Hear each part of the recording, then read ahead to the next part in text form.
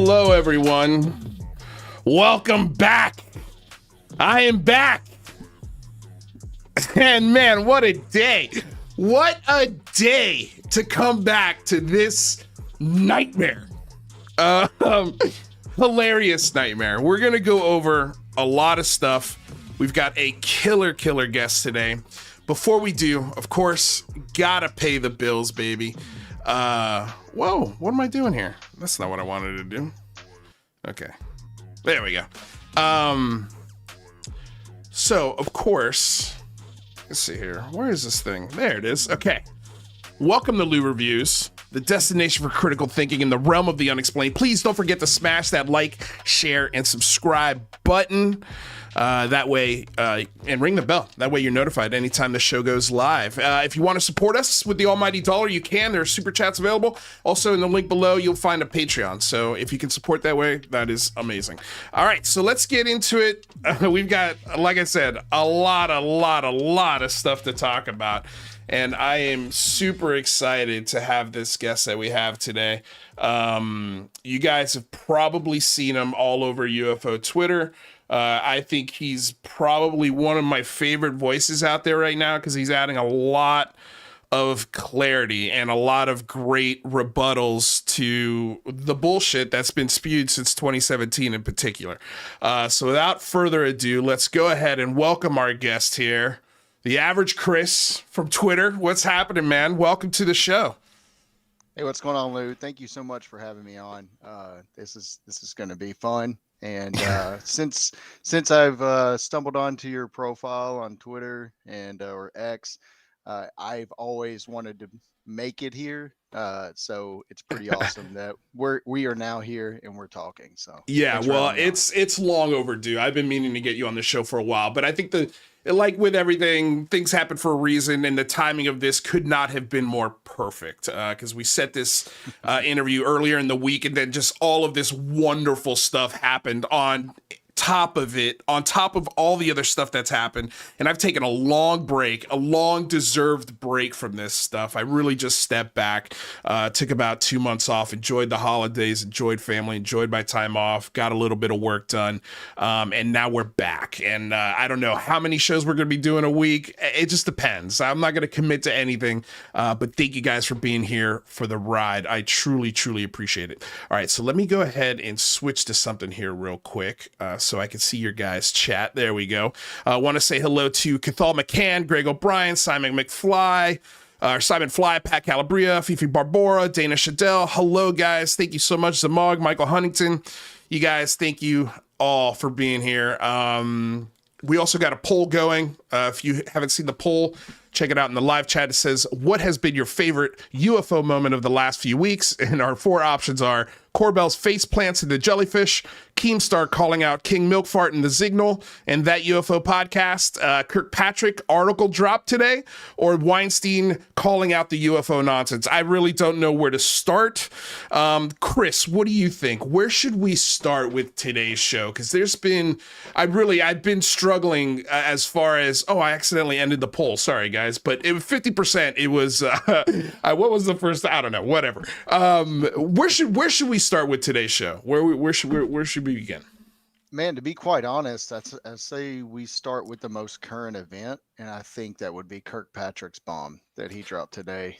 Agreed. Okay, so Sean Kirkpatrick, the former director of AARO, the All Domain Anomaly Resolution Office, dropped an op-ed today, a little article in the Scientific American about the current UFO situation and his time spent in AARO and what he went through. What was the first thing that stuck out to you, Chris? To me, it's obviously, one, he actually gave the number of the supposed UFOs that the U.S. government has in their possession, which we've never gotten a number, but they've always said, it's speculated above 10, over a dozen or something like that. But we found out that it's 12. Yeah. He specifically mentions 12. And then furthermore, for me personally, and I think this is awesome for Green Street, but the talk about ATIP and OSAP and Mm. how it references back to that circle, Yeah. which helps vindicate Green Street and Greenwald, who have put out information about that. And it's now finally, it's out there for everyone. Yeah. And I mean, we've been screaming a version of that on this show for at least a year. I mean, the idea that this whole narrative is a brand new revamped version of OSAP and ATIP, and it's a bigger monster, a bigger beast with more legislative support than OSAP and ATIP had. And you're right. Like, I think it absolutely highlights the great work that Stephen Greenstreet and John Greenwald have been doing with their FOIA requests and their actual investigative journalism, unlike some other people claim to do, and has really painted the picture beautifully and the timeline beautifully and the roadmap beautifully from OSAP and ATIP. Even before that, I mean, this goes all the way, I think, all the way back to the Stanford Research Institute and has worked its way up to what we see today. And yeah, I agree with you. I think that is one of my favorite parts as well. And I also enjoy just his direct approach to the topic. And I hope that a lot of lawmakers are paying attention to what this guy's saying, because I have a feeling the reason why we haven't heard from the big players that were talking about this, like Rubio and Gillibrand and the senators, the really powerful lawmakers that sit on the committees that have access to this stuff, not like the congressmen that are talking now that do not sit on any of these committees that would have access to this kind of information. So I think I have a feeling that Kirkpatrick got to those lawmakers, very simply broke it down for them, and since then they've really distanced themselves. Do you think that's a fair statement? Yeah. Or everybody makes hypothesis? a big deal. Are you there? Yeah. So I think if you look at what happened with the SCIF meeting, right? We knew that we're not going to get the information out of the SCIF. I mean, I called it in former tweets that you're going to see people on the other side of enthusiasts and activists claim that they hear leaked information out of a SCIF. It's not going to happen. It Right. won't happen. They're just speculating to get clicks and views. And that's the whole purpose of a SCIF. Like, you can't take anything inside a SCIF, even a key fob. You cannot take inside of a SCIF. So they make sure that the information that is told inside that facility cannot make it out. So we knew the speculation was coming, but to me, I think the most compelling statement was when Tim Burchett, he really said, in verbatim, said, this isn't about little green men and flying saucers. This is about the funding to programs. Obviously, he's probably referring to special access programs, and the research into a phenomenon that we've been told is not something since 1947, was pretty much paraphrasing his quote. And to me, a lot of people could take that in a weird context, but I know that it sounds more like, okay, we need to investigate where this money went. We need to investigate, because obviously it's been pretty well made information that we failed our sixth audit in a row as a government. And a lot of that money obviously goes to the military industrial complex. So it's not hard to track money. And it's also not hard to make the claim that, hey, there's probably money that's being overspent with no oversight in these programs. So if that's the case, I think that's probably the only compelling thing that would have been talked about in that SCIF. Because if you look at Monheim's, personal biography or whatnot, it's online, and he's, Inspector General, the IC. He sits there, and it states right there, and I've posted it, that they investigate things like fraud, waste, and abuse. And that's exactly what that would fall under. And Right. those claims that Grush made would fit in that, which would be why uh, maybe a reprisal complaint that's involving that type of information would be considered credible and urgent. So that's Right. kind of where I'm at with it, right? I think that's what was talked about. Now, what those representatives came out and talked about, especially Representative Luna, talking about interdimensional beings, Right. which we'll touch. Well, obviously we'll touch on later. Uh, you know, I don't. The whole scope of the Inspector General of the intelligence community is not to confirm those type of accusations Right. or theories. That's just out of that, they don't do that. Right. So for that to be talked about, and even Weinstein obviously has spoke about, it's kind of weird and cringe because nothing would have come out about that, in my opinion. Yeah. Uh, but what do I know, right? I wasn't in the meeting, so that's kind of where I stand with it. I think that's probably what came Well, out of it. the things that's one thing I also noticed coming out of that skiff meeting is what the things Burchett said, but he's also referencing like the information that he's regurgitating as the things that he considers as compelling is coming from Christopher Mellon, Lou Elizondo, Dave Grush, Gary Nolan, and the normal usual suspects when it comes to this Yep. topic. And he's not actually speaking from an intelligence standpoint. He's speaking from the things that these pilots and these people have told him. And he's saying, "Oh, there's got to be these programs," but now we've got Kirkpatrick saying there's no evidence of those programs. There's no evidence of money being funneled to 12 different spacecraft. There's no reverse engineering programs. There's none of that shit. Now, is there government waste, fraud, and abuse? 1,000,000%. Because, like you said, Right. we've failed 6 audits in a row.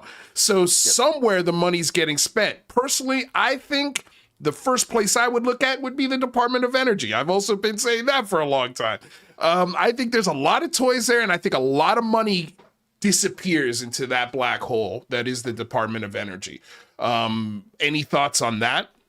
Well, yeah, so I agree with that. The Department of Energy just announced a new office that will be looking into or incorporating AI and stuff like that. We saw that was posted, I think, like a month or so ago.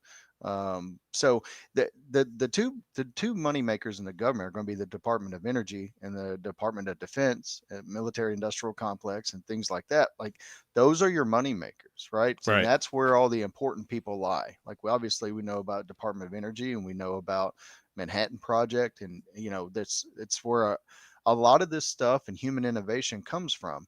It's very easy to speculate what these special access programs designed to compartmentalize the information and the technology that they are working on and trying to get that into, an application that can be put into either the hands of the military or our government in some way, or just civilian use maybe one day. Those are things that happen. But I want to read something that Kirkpatrick said that kind of gave me a little. I raised my eyebrow on this. Yeah. Um, so he says right here, the report demonstrates that many of the circulating allegations described above derive from inadvertent or unauthorized disclosures of legitimate U.S. programs or related R&D that have nothing to do with extraterrestrial issues or technologies. He goes on to say some are misrepresentations and some derive from pure unsupported beliefs. In many respects, that narrative is a textbook example of circular reporting. Right. So that that to me was very telling. And we've all kind of speculated that, right? We knew that some of these activists or enthusiasts, they just kind of, the one name they kept throwing around was Lockheed Martin, Right. right? So I mean, like Lockheed was probably sitting back and laughing. I'm pretty sure they tweeted something one time, which was to me a slight troll on the community when everybody started making these accusations that Lockheed had this type of technology. Um, I think it's a nothing burger. I really do. And Yeah. if Grush didn't make that claim, I really don't think anything would have been found credible or urgent.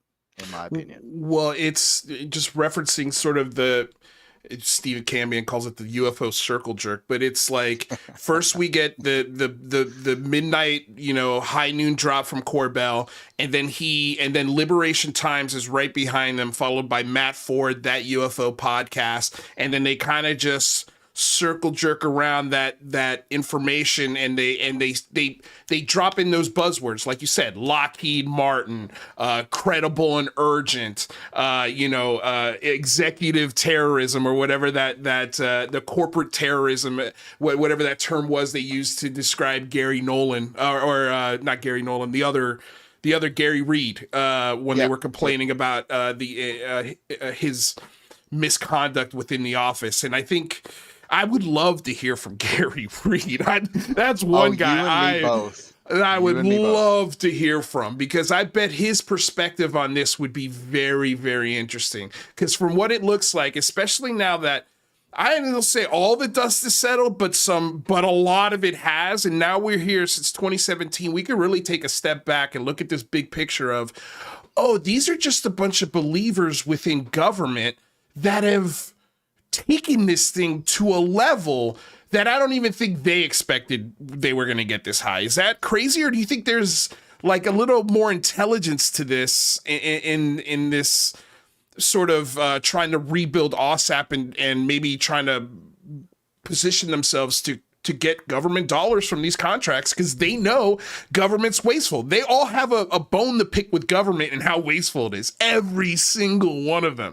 And then here they are, they're turning around and then propositioning lawmakers and creating, Americans for Safe Aerospace to collect those government dollars to study this shit. So as part of it looks really complicated and complex, and it looks like it has thought. And then part of it also just looks like a bunch of idiots who ran amok within the Department of Defense. And they're all a bunch of believers that are circle jerking each other into believing that this shit is real, to a point where they got an intelligence community guy like Dave Grush with his resume, and they convinced him that this shit is real without him even seeing any of it.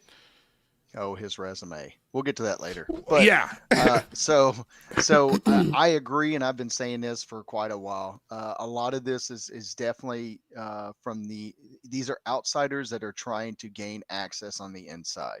You got guys that are trying to that have been in the UFO folklore community, connected with Skinwalker Ranch, ALSAP, all of that, and they've always been trying to get to the inside. To gain knowledge, to gain that access. Chris Bartell talks about that quite a bit. Yeah, I mean, absolutely. You mentioned, was it Americans for Safe Aerospace? The only thing I don't actually knock them, because I think that Ryan Graves, I really do think he's genuine in the fact that he's trying to ensure that our airspace is safe. Now we know, we've got spy balloons flying over all the time. There are things that are undocumented. There are trash that floats around. I saw a headline right before I came on here. Apparently, there was a hole punched in a flight that like caught on fire. Yeah, in Miami. Yeah. So it turns out there was a hole punched in it. It's gonna come out that that obviously there was something in the air. And this where the speculation is going to go. Of course, but there was something in the air that the plane ran into that caused that. So these are legitimate concerns, and so I understand where he comes from on that premise. But well, let me ask you this real quick. I was going to say just to touch on that organization, because I think there's a lot of red flags, in particular in who makes up the body of that organization, and there's just no way that you can be that smart and that naive at the same time. Right. So if it was me, and this is just my opinion, but if you look at the cast of the people that work there. And I posted about this a while back, and I think it's one of the first things you probably retweeted from me. But it was a lineup of who is on the board there at Americans for Safe Aerospace, which are all of the, or I wouldn't say all, but some of those inner circle people, right? Yeah. So what this to me says is, okay, we're gonna advocate for safe aerospace, and we want to ensure that commercial and military flights and everything, and we want to make sure everything's okay. But in the back part of it, you've got these UFO activists that are sitting there and are waiting for those reports to come in, Right. because they'll have access to those reports, and then those reports can get leaked out, get investigated, whatever, and it continues that money. And it also, it gives credence to, okay, they'll say, all right, well, look at all of these UFOs or UAP in our atmosphere. Obviously our atmosphere is not safe. We need more funding. We need to get, the ball rolling on more programs to help secure our airspace.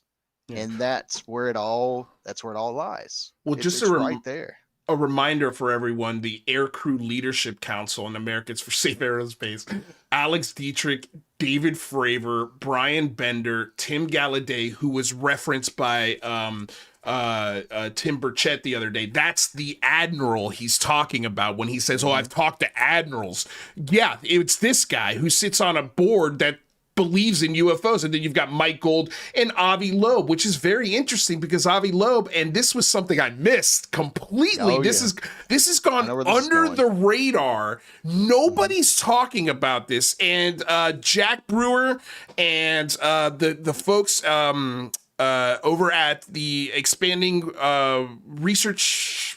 frontiers research, I believe, they just wrote an article about how the FBI is looking into the Galileo project.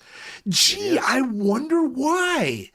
Why would the FBI be looking into an organization connected to a prestigious university connecting dollars to look at space aliens? Yeah, it's quite interesting, right? And I don't know the the actual details of that. I don't think a lot of people do, because the documents, I think it was FOIA Right. documents. I'm not sure, but a lot of it, I don't think you can read. It was redacted, but we know that when Avi Loeb went down there and got those sphericals from whatever country that was, if you kept up with the news on that, that actually caused a little bit of an international issue with our government. And I Mm. believe that that country had threatened to um, close off like trade and stuff like that with the U.S. It became an issue. It wasn't very much talked about, but there were articles out about it. So I wonder if maybe that has something to do with it. I'm not really sure, but it also makes sense that funding might be an issue with that as well. We don't know, but hopefully over time we'll get some answers on that. Right. Yeah, it was a FOIA request obtains FBI records responsive to the Lot Galileo project. So yeah, it came out through FOIA, and that was Jack Brewer. And again, I just wanted to get the name of where Jack, him and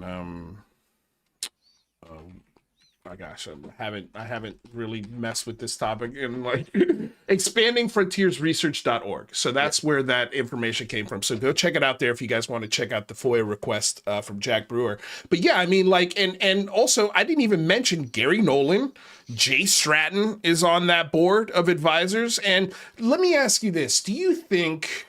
Because it's I'm of the humble opinion, and again, I don't know, but I think the military can handle that. Personally, I think the military can handle that part of this airspace. Now, this is where I start to question the narrative in particular, because part of me thinks, and I've thrown this idea out there as well, that this whole UFO narrative and buildup that's been happening since 2017 was designed to get the government to pay attention to this section of the sky. And that was the goal of this whole initiative and mission accomplished. Is that a crazy thought? No, not at all. It's you. So if you find a way to get, something that wouldn't need supply and demand, right? Let's say, let's advocate for, well, our airspace is not safe, and then just so happens, unfortunately, we had the Chinese spy balloon issue, and then those other objects that were shot down, which were balloons, Right. on Super Bowl last year. We're coming up on a year on that. So you create this stigma that we are not in control of our airspace, and there are things flying around up there, like Fravor says, that Mm. we just don't have any capabilities to handle those types of machines or aircraft or whatever he claims they are. So when you create that need, then that raises eyebrows, because then you claim that lives are in danger in our airspace, and then therefore that creates the need Hmm. Well, did we lose that's Chris? that's Okay. are you am I Oh, here? yep. You were coming in a little choppy there. I lost you at that creates the need. That creates the need for programs and oversight of what's going on in our airspace to investigate and to hopefully get some answers. So it's a very smart tactic. That's why I'm saying it's always about dollars, right? Yeah. And people, the common rebuttal is, well, people like Gary Nolan don't need the money, and people like Christopher Mellon don't need the money. Yeah. Okay, but yeah, who wants to spend their own money to do this stuff? But not only that, who doesn't want more money? Right. Yeah, like Yeah. that's the whole, that's one of the mysteries of just humans in general, is how Yeah. greedy we are, and we Right. can never have enough money. Yeah. So yeah, you just, it's kind of a dull argument, but you can see it happening, just it plays out right in front of us, that's what it's about, funding. Well, let me ask you this then. If that is the case, let's just hypothesize for a second. That's actually what's happening.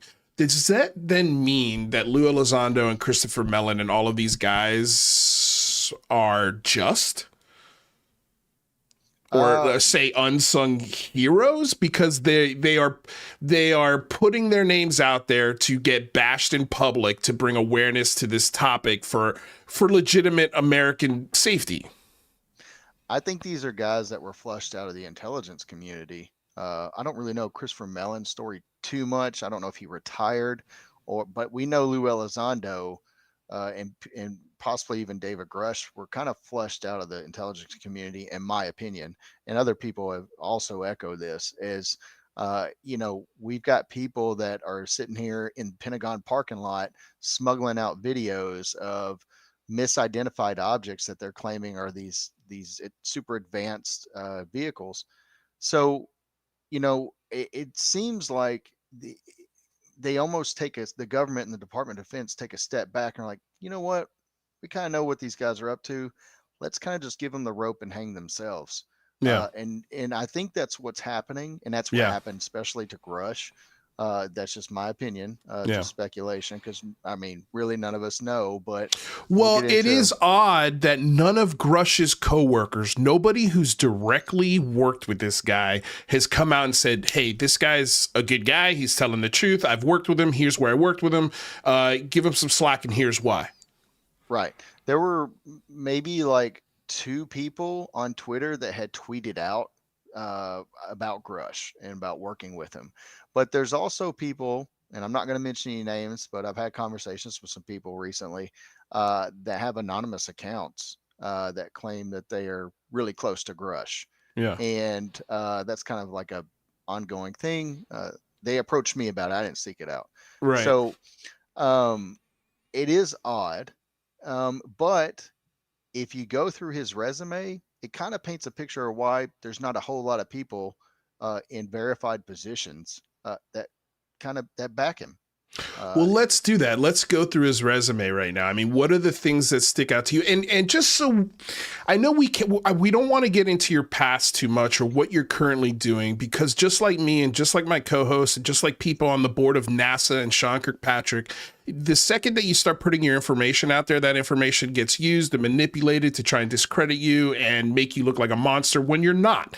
They right, literally are taking names and taking articles from other things and putting them together and saying, oh, this guy's a criminal, or oh, this guy's a whatever. And right. so I know we can't get into that too much, and I don't want to get into that shit, to be honest with you. But I do, if we can, sort of give us a pre-qualifier of why you can decipher this kind of stuff so well. Well, I mean, obviously, I'm a veteran. Despite what some people are out there saying, Yeah. I served in the Air Force. I did it 2003 to 2007. I was stationed out in California. So I not that the job was anything special. I'll Mm. never exaggerate my service, because I don't believe in that. But there's just some things that I've just had access to, and that I've gone through that kind of gives me some insight on this stuff, especially with Grush. So Yeah, let's get into it. Um, So what is it yeah. about Grush's resume that's sort of our red flags for you? So I'm going to pull it up. Let me know if for some reason you can't see me when I pull up, but you can actually Okay. find his resume online, obviously. And all you got to do is Google David Grush resume, and it comes up. Now, at first glance, this resume looks impressive for sure. And he's obviously a veteran, and I do my best to respect all veterans. But even I know that not all veterans end up turning out to be the greatest representatives after service, and that's the reality of things. It is what it is, right? I mean, there's Well, it's bad what eggs in any walk of every life, career, every walk of life. right? Yeah. Any career, any profession, there's always bad eggs. It is what it is.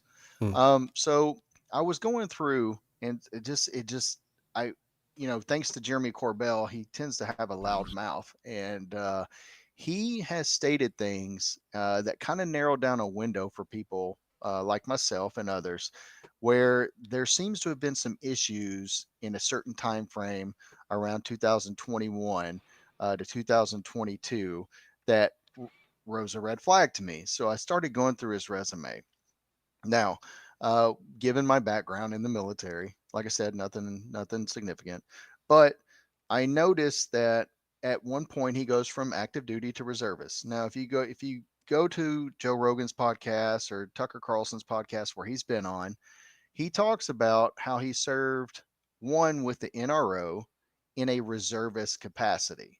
And it's very important for people to understand the distinction between active duty military, which is what you do full time, it is your career, and then on a reservist status, where most people just do that 1 week in a month, 2 weeks out of the year, which that means you could serve 1 weekend every month or decide to just do a 2 week consecutive service at that base or office, and it will suffice for the entire year, and then you're good to go. You can go back to your normal job, right? And most people have different professions, and so it rose a red flag to me. And then, of course, there were claims of what he said that he handled presidential daily briefs, and stuff of that nature.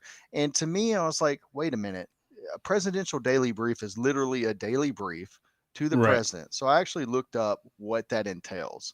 And when he'd handled that, he was with the NRO.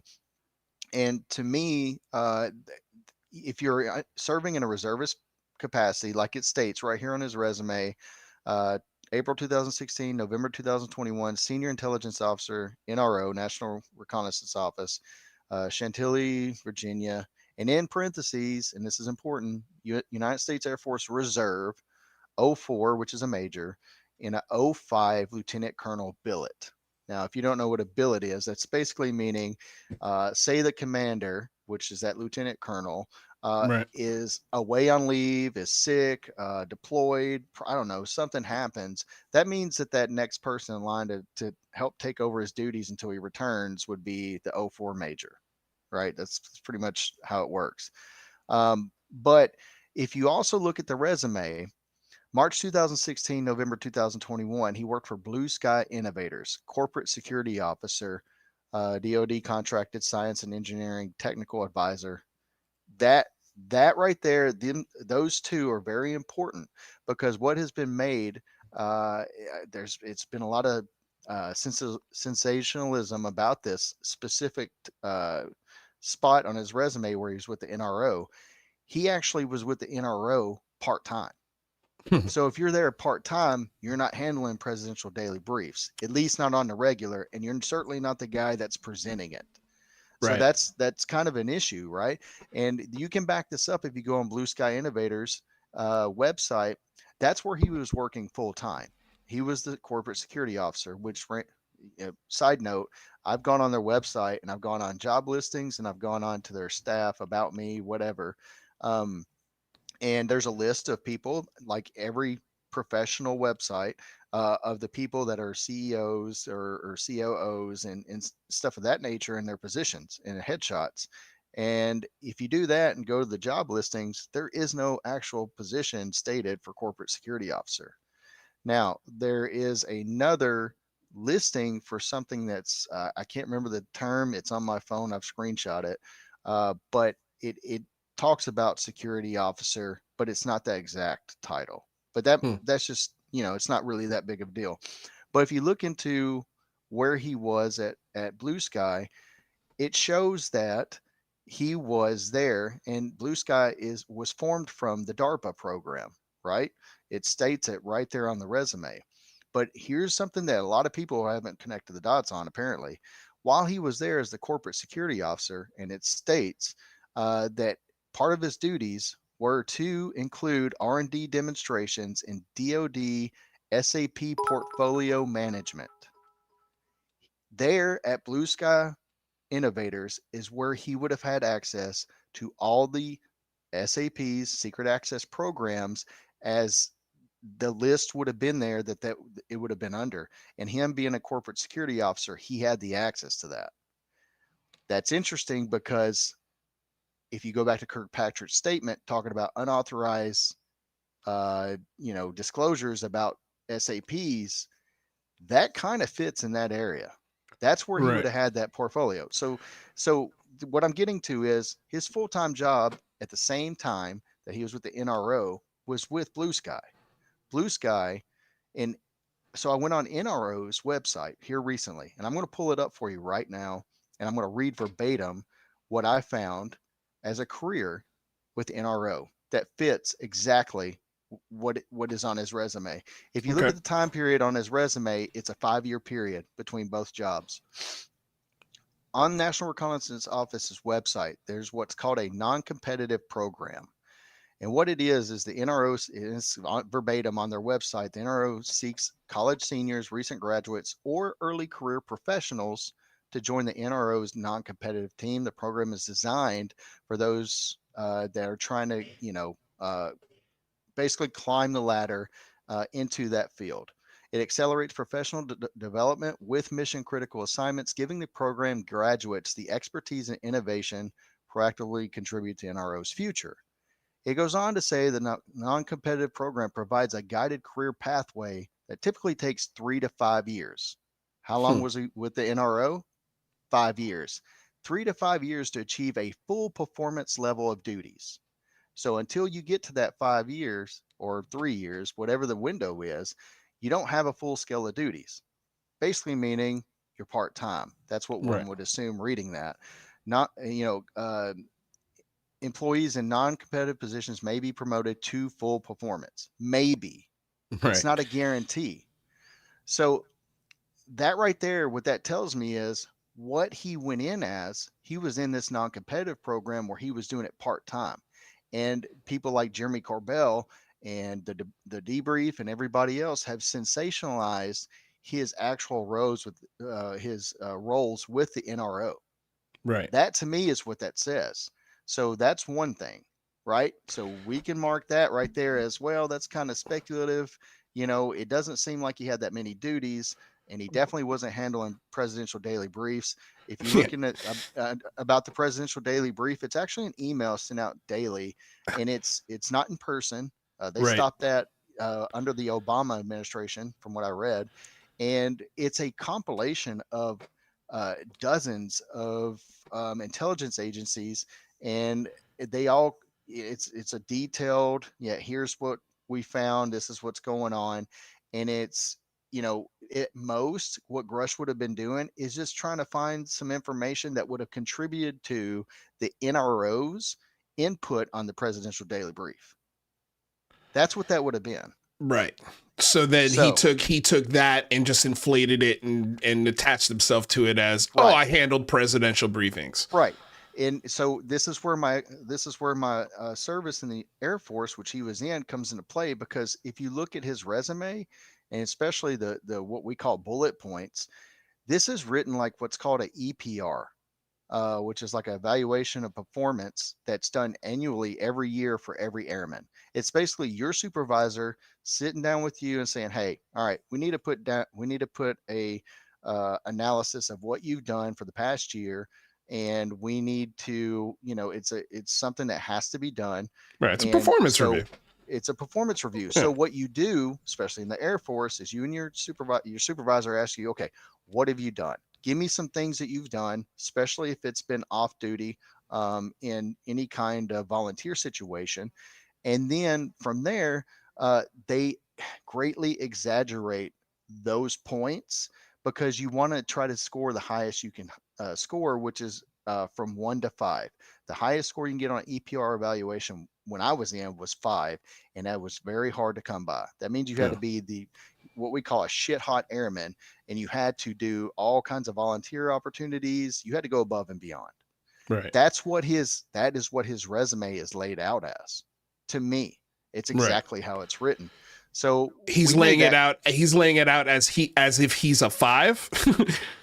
Yeah, I mean that's Yeah. it, right? I mean, Right. if you're trying to gain credibility, which we all know was took a shot when I posted in it, and I'm very grateful that Greenwald posted the FOIA about that interview with the DOD with Grush, where he stated that he had been studying the subject for 15 years, which contradicts everything he stated on Joe Rogan, Tucker Carlson, where he said he really didn't take the subject. It wasn't on his radar.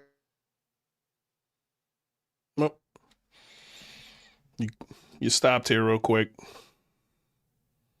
Let's see. Froze up. Are you Oh, there? yeah, yeah. You said it wasn't. I'm I sorry. lost you at radar. Yeah. So yeah, it wasn't on his radar, right? That's what he Yeah. stated on Joe Rogan until 2017 New York Times article. Well, now we know that's not true, and I don't Yeah. care what anybody says. There's the DoD IG is not going to have people incompetent in writing reports and misquote him. I've been approached by people in my DMs saying, "Well, this is about." They stretched it out and they also included his time as a cadet. Well, that's not true either in my eyes, because if you know anything about service and how it applies when you're a cadet in college, that service, when you're in college and you graduate in a JROTC college program as a cadet outside of the Air Force Academy where you don't sign a contract, that actually doesn't count towards your uniform military service time or federal time, right? It Mm. doesn't. So if you got to do 20 years to retire, you can't do just 16 and then claim, oh, well, I was in college JROTC for 4 Right. years. That's not how it works. Right. That actually, you can Google that. So so that's, to me, that's not the case. What that shows is Grush he's been actively researching UFOs and UAP for 15 years, and that Right. was in 2021. So now we're at what, 18 years, Right. almost. Yeah. So now here comes the big thing, and I think this is very deceiving, in my personal opinion. Because if you go through this resume, it is extremely well written. This is the resume that he turned into Congress, right? Right. So it has to be spell checked. It has to be meticulously looked through. Let's make sure everything's good to go. Let's talk about right here, and if anybody's following this, November 2021 to April 2022, right? That's about 5 months, maybe 6 months. IMA to the commander, 318th Cyber Operations Group, Detachment 3, Nellis Air Force Base, Nevada. United States Air Force Reserve, 04 Major to 05 Lieutenant Colonel Billet, which I described earlier what that would be. All right, so the 318th Cyber Operations Group at Nellis Air Force Base, major red flag because they don't have a Detachment 3. All they have, it's Detachment 2, and that is verified also by a couple Google searches, and you can call the base and it states Detachment 2. I tried my damnness to find a Detachment 3 that would be associated with Nellis Air Force Base, and all there is a 1 and a 2 when it comes to the 318th Cyber Operations Group. So So I what do got you think he's curious. doing? What do you think he's doing there with his resume? Is he just beefing it up? Well, right. So I'll get into that. So I got a little curious about that because when it says Detachment 3, and there obviously isn't Detachment 3, I kind of reached out, and I'm not going to reveal the sources, but there are multiple. And it has come to my attention and what I've been told, and they even called me back to verify that in that 5 to 6 month window, um, one, nobody had ever heard of or they hadn't heard of a David C. Grush.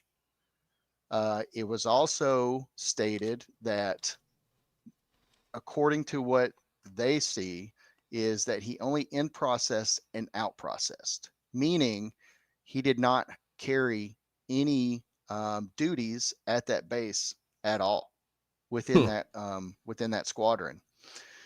That was verified by 3 people, and it was interesting. And I can't really reveal that just because I don't want to endanger some things personally or for those people. Right. So I was like, so I had a long conversation with that Was person. it? Can I ask you? Were these people? Well, you said they'd never heard of Grush, so they weren't even close to Yeah. him, right? Yeah. So once I asked about, okay, can you verify, is this person, has he been stationed here? They did verify that he had been there. But then they also looked into it a little bit further, and come to find out after asking around, turns out he didn't have any duties there. And where it says he was the IMA to the commander, there's nothing to suggest that he was ever had any duties under the commander of the 318th Cyber Operations Group. So I talked to him and I was like, well, that's kind of weird, right? Like, would you put that on a resume? And he said, and he also, this guy, who's also, I will say is a contractor, uh, that's not giving anything away. He stated, he goes, no, I wouldn't. I mean, if you don't have any duties, unless you're putting together like a timeline where you have to show employment from like point A to point B, Right. right? Then you don't really, why would you put that if you didn't have any duties? So we got to talking, and I mentioned a name, and I said David Grush, and obviously, and so from there, they didn't even know that this guy had come out as a whistleblower. They didn't even know that that was a thing. They're like, a whistleblower? Yeah, no, we haven't heard anything about that. Yeah. And I said, well, that's pretty odd. I was like, and I kind of went through and I was like, this guy was working at the NGA and he walked away from a GS-15 job to be this UFO whistleblower. And he said, wait a minute. He goes, this guy walked away from a GS-15 to be a whistleblower. He goes, that is one step away from a general equivalent in a extremely prestigious career. I mean, you're climbing the ladder at that point, right? Right. Big time. And I said, yeah, I'm not joking. That's literally what he stated multiple times on multiple platforms. Right. And he goes, yeah, that something doesn't sound Yeah. right. And I was like, that's exactly what I said. And then he Yeah. goes, man, I'll just be honest with you. I trust your gut on stuff like this. And so that source, who also asked around, stated that he had no duties on that base. And that shouldn't be, and that just once again shows there's holes in this resume that shows extreme exaggerations. And it's pretty suspect to me because it actually like if you take Dr. Kirkpatrick's resume, I Yeah. found that online, or at least it's a biography. That resume is extremely impressive. I mean, it is, this guy has done He's the real some deal. stuff. Yeah, he's been in positions that most people probably in intelligence community and working with the Department of Defense have dreamed about being in. And this guy's the real deal Yeah. versus a guy that has some issues with his resume that clearly stick out. And so going back to detachment 3, you asked me earlier, honestly, this is just me speculating, but I would say this actually seems deceiving. You put Right. detachment 3 so nobody questions it and you can't find it, and then come to find out you didn't have any duties there and you basically just in process and out processed. That's a red flag to me. And to me, that speaks against credibility once again. Like, that's not being transparent. It almost seems like being deceiving. And this is what they turned into Congress, or what he turned into Congress. You Right. don't just have a typo in that specific spot and come to find out you actually didn't have any duties there. Right. That's a That's red lying. flag. That's lying. That's It lying. Let's put feels it a out there. little bit like lying. Real A little quick, bit. I just want to say thank you to Jordan Mack for the $5 donation. But real quick, I want to give a shout out to Cathal McCann, who says, Lou, shout out for me and Emily, please. Watching you live from Spain, late. Well, shout out to you guys. Thank you for watching from Spain. I really appreciate it. Jordan Max says, good to catch you live, Lou. I appreciate the $5 donation. And James Craig with a $10 donation says, glad to have you back, Lou. I'm glad to be back. And this is a great conversation. Okay, so then what, in your opinion, or if you could speculate, what the hell is Grush doing? Does he truly believe this shit? Has he been duped, or is he playing along with this whole game? So initially I thought maybe this guy was just trying to be deceiving and just kind of, trying to get in the door, and be the next Lou Elizondo, like Lou Elizondo 2.0. Yeah. Well, Right? I mean, when you listen to those body language experts as well, I mean, they're all of them were like, this guy feels like he's acting. Yeah. So I used to, I kind of step back a little bit here recently. I actually do think Rush firmly believes in what he's saying. Now, when it comes to the topic and what he claims that, the government's got all these reverse engineering programs and that they got alien bodies and all of this stuff, all the outlandish claims that pretty much don't exist. I mean, I haven't seen evidence of it. Most people haven't. So I think he firmly believes in that. And I think that it's come out that he's rubbed elbows with people like Eric Davis, Christopher Mellon, obviously they're in contact, Gary Nolan, Travis Taylor. So this guy's been around. Yeah. He claims he put the perception out there that he hadn't, but he has. He's been around. Yeah. Yeah. So I do think he's been fed enough information, and potentially has gotten his hands on information that he thinks indicates that these things are going on. But I think that he's been misguided, and I think he's probably gotten himself in a little bit of a pickle. And I think that's why you're starting to see Corbell act out, because Corbell has not helped his case, and he's a little loose with the mouth. And that's why, if you look at a certain time frame, I think that Grush might have because he's with the UAPTF from 2019 to 2021. And he stated under the NRO. People always argue with the NGA, but we know all you have to do is look around and read. The UAPTF was only in commission for 1 year, right? Right. Then it gave way to the AOI MSG, which is a long acronym, which gave away to Arrow. So we know that Grush couldn't have been the NGA liaison to the UAPTF, not officially anyways, because it wasn't an office. When it actually, the same day on his resume, the same month, November 2021, is actually when AOI MSG took over per the Department of Defense press release.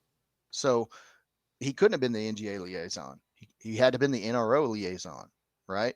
Right. I really think Grush may have let some stuff come out that he thought maybe it wasn't classified, but there's also versions of classifications as well. Some things might be not classified, but not for public view, right? Or public dissemination. So I think he probably let some stuff out, and you can make a direct correlation. I don't care what anybody says, from the time that he met Corbell and met in like some bar, and then met at like a Star Trek convention, Right. and all this stuff, right? And then Corbell said he stayed overnight, a couple of nights, Grush did, at Corbell's place to vet him. I really honestly think, and if you look at when he did that to when he first started the first episode of Weaponized, I think Grush gave him files from the UAPTF that he worked for, and that's why we got all of these UFO drops on Weaponized over military conflict zones, because only Grush would have had access to all those. It's also very, I want to call it, it's a red flag that Jeremy Corbell was sitting right behind him in the congressional hearing. Him and George Knapp. They had a front row seats. Right. Well, somebody reached out to me and stated that he went to Corbell as more of a like a just in case kill switch, like in case shit went south. Corbell had things that maybe he shouldn't because he claims to be a journalist. Now Corbell stated on Steve O's podcast that he in fact is there's investigations going on, and that I guess he's privy to information, and that he made threats to government agencies live on that show.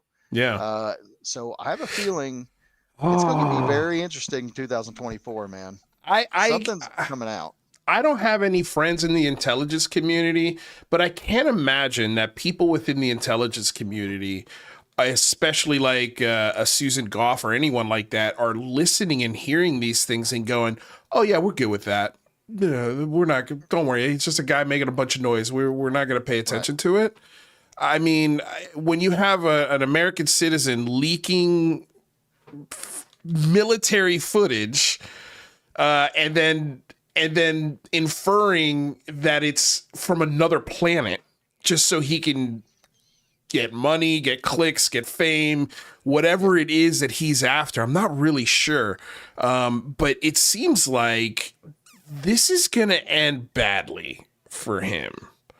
Yeah, he's gotten that statement he made on Steve O's podcast is very, very ballsy. Like, Yeah. I don't know too many people that would make that's pretty much inviting, like, hey, I know things, come investigate me. You know what I Right. mean? Like, come look into all of my past dealings and who stayed over my house and who I vetted.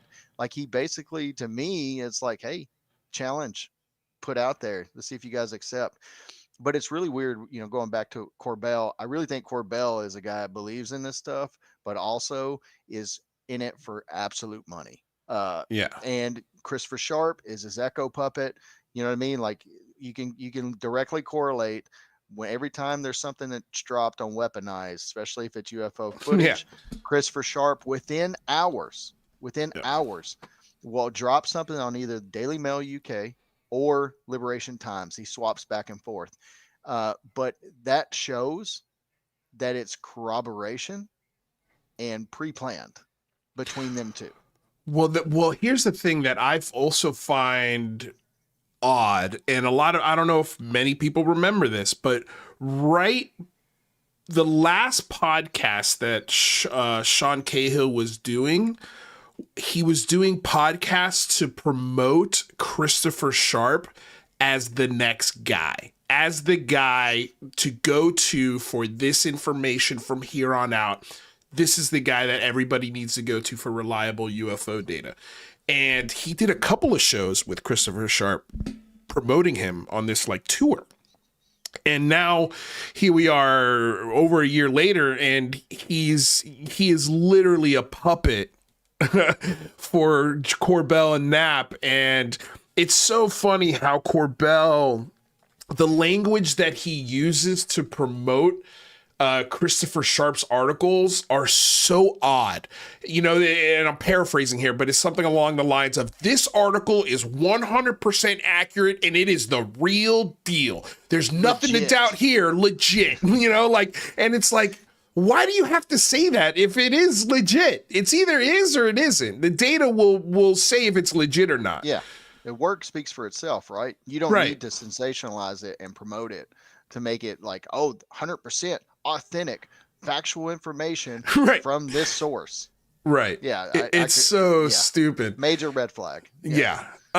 So then how does George Knapp, do you think, play into this? And do you think I'm just speculating here, but I personally think George Knapp is letting Corbell be his meat shield while he feeds Corbell this stuff, because he knows Corbell will say it, and because he's not a journalist, there's no repercussions for when Corbell gets things wrong, whereas Knapp is actually tied to a local news station, and he is technically speaking a journalist, but I use that loosely because it's like,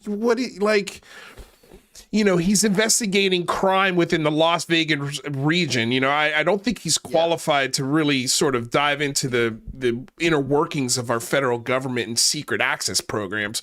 But I mean, it seems like he feeds Corbell the information. Corbell goes balls to the wall with it. And then Knapp is kind of there just to be like, yeah, he's right. Yeah, this is crazy. We're not saying it's aliens, but we are, but it's aliens. It's yeah, like how everybody says NHI isn't referring to aliens, but we all know that that's what it's referring to. Right. Like, we understand what you mean when you use NHI. Like, it's just because you change the nomenclature or whatnot, like, doesn't change what the actual context or the meaning is. So when it comes to Knapp's been in this game for a long time. Like, he's been author on the, he's been in on the Skinwalker Ranch books. He's, been part of Bigelow. I'm sure him and Bigelow are really tight. So he's been around this block. But ironically, both him and Corbell both rode their claim to fame on the coattails of Bob Lazar, which we now know Bob Lazar is, for the people that have read it enough, is just completely BS. Yeah. So but here's the thing, was always just my red flag. Real quick, you say Bob Lazar, but just the other day we had Representative Luna put out a tweet that she deleted really quickly, questioning, hey, should we bring in Bob Lazar to Congress, which I've been asking for over a year.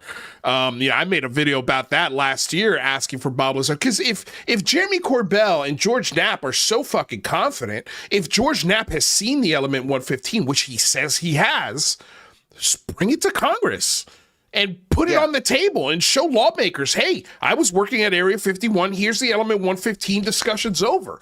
Like, theoretically speaking, this isn't supposed to exist yet. We've only seen this in gaseous forms, and it lasts for a millisecond. Here, I got a chunk of it. Right. And I think that's what happened. I don't know the whole background, but I remember watching whatever documentary Corbell and Lazar were on, and supposedly Lazar's place got raided by the FBI. Yeah. Well, if you're claiming to have some kind of, crazy element that we don't know, the way in the form that he has it to exist, but it's somewhere in your house, it's a good possibility you're going to get raided, and they're going to be like, hey, you don't have the proper facility to even have this stuff. Right. And you're making claims through this guy who's a UFO activist that you've got these things. I don't think Lazar was ever raided because of information he has on UFOs. It's because he claimed he had this element, and they're like, oh, this is a concern. We can't have that. Right. We need to look into this. And that's probably why that happened. I know we don't need to speculate. The FBI report has been released. Okay. The reason why they got raided was because there was an element that may have come from his lab that was involved in some kind of death or murder in another state. And so they were checking the lab to see if that material had come, because he's one of the only few people who sells these, rare elements online. And so, naturally the FBI is going to look into that. And so that's what that was. And that has been proven. That's a fact. And Corbell has not corrected any of that shit. And what's mind-boggling to me is that they get to parade this guy on these massive platforms that do no background checking on a guy who admitted in a court of law that he was a pimp. Yeah.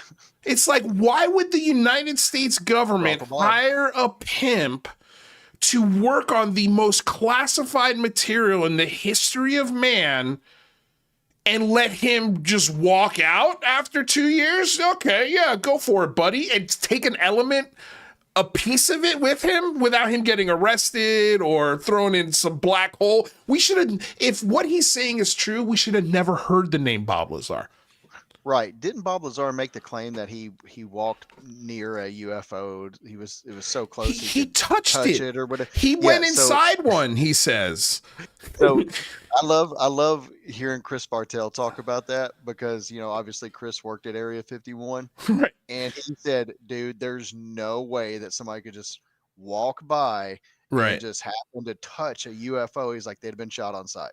Like we'd have Right. taken him out. Like it just wouldn't not it just wouldn't have happened. So it's kind of funny every time I hear that. I always think of Chris Bartell. But yeah, I mean, so so thank you for telling me that. So, but I wasn't too far off, right? The FBI No, obviously yeah, went there for that, and Corbell made it try to seem like, oh, Bob Lazar has this information about UFOs and right. destruction, or flying disc or whatever. So we that goes back to just kind of show credibility, and that's why I'm always harping on Corbell, because I think he's starting to lash out now, because that TMZ, which let's talk about TMZ. Yeah, TMZ is a gossip network. It's right. a news gossip network, and they don't really care to fact check. Yeah. They don't have to. They're a big enough platform, and we know Corbell's had ties to TMZ in the past, so it's no surprise that they've come out with this whatever this was, this 3-part docuseries, which I admittedly I'm not going to pay money to Yeah. watch it.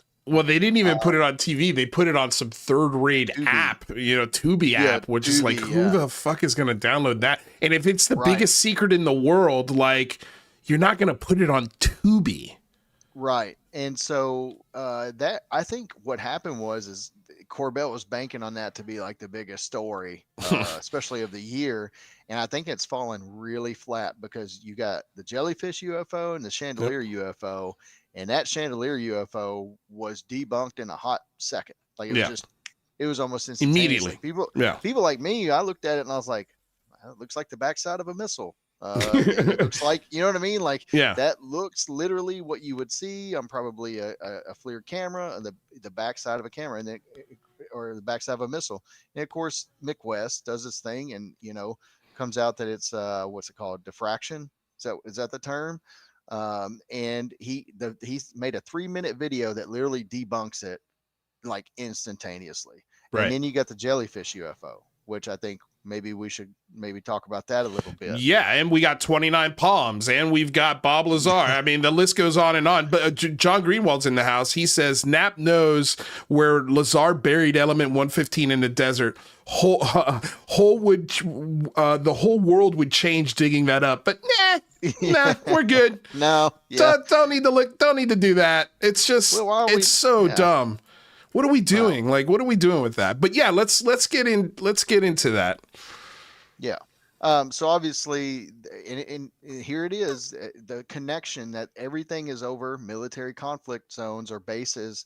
It's all military related, and it's imagery from certain types of fields that you would probably find in a geospatial or a field like that. So you go to the jellyfish issue, and right away, the video does look kind of funny, right? I'll admit it. Yeah. Like once I saw it, I was like, well, what in the hell is that? Like it just had like, it looked like it had stuff hanging down and all this. And but all these videos, there's always like a common tendency with the objects in question. And we've seen enough balloons in our time to know that, at least from first glance, this thing floats like it'd be a balloon, right? If you understand how things are perceived on video, parallax and stuff like that, you can see like there obviously is no propulsion, Yeah. right? With all these observables they talk about, there's Right. no propulsion. It didn't do any maneuvers, even though Jeremy Corbell states that it went into the water and then came out of the water and shot off in like a 45-degree angle. Well, we Right. don't see that in that video, right? No. So it was pretty interesting, and right off, it did take a while, but I actually made a post talking about it could be a smear on the camera, because it kind of looked like it didn't move at all. And then I went into also it could be balloons, right? And then the everybody started digging in. Of course, Mick West, he's on it right away, and it does appear that to be the case.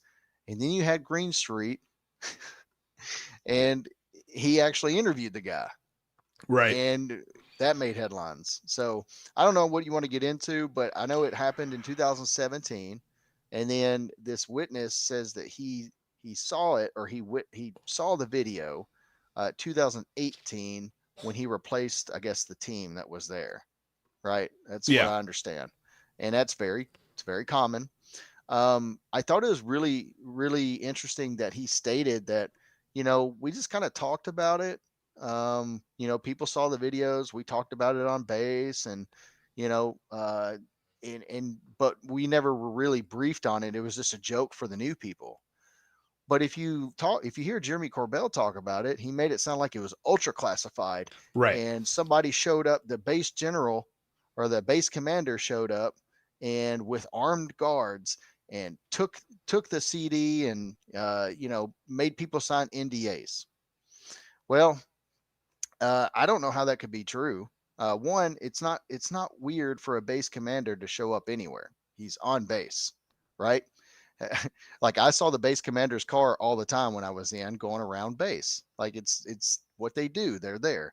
Uh, would they have showed up with maybe armed personnel? Maybe it was active. It was a joint operations base in an active war zone area. So Right. that's not uncommon. It also wouldn't be uncommon if he didn't show up with any security. So that's kind of irrelevant. I don't know why he even brings that up. But then, he goes into talking about signing NDAs, but then you hear Mr. Sinkowski, who Greenstreet originally interviewed, talk about that. They talked about it all the time on base. He went around talking to the team that worked with the tethered uh, recon drone that was the blimp that was flying around base or whatever. Right. Uh, they all talked about it. To me, if you're signing NDAs and this is top secret classified information, people aren't just going around freely talking about it, right? Right. So it's kind of odd. But then if you want to go into a little bit more, but obviously Greenstreet's interview, and then Corbell finds out about this guy. He reaches out, and all of a sudden his kid starts. And I want to state, I do think Mr. Sinkowski, I think it's how you say his name. I do think he's genuine dude. I Yeah. think he's new to this community, and he didn't realize what he was getting into when he left that comment on YouTube. Yeah. Um, but I really do think like he's just genuine. He was like, "Look, man, I saw this video. It's pretty cool that it's out. I never thought it would be out." Greenstreet, of course, Corbell makes a statement saying that Greenstreet tried to make him debunk it.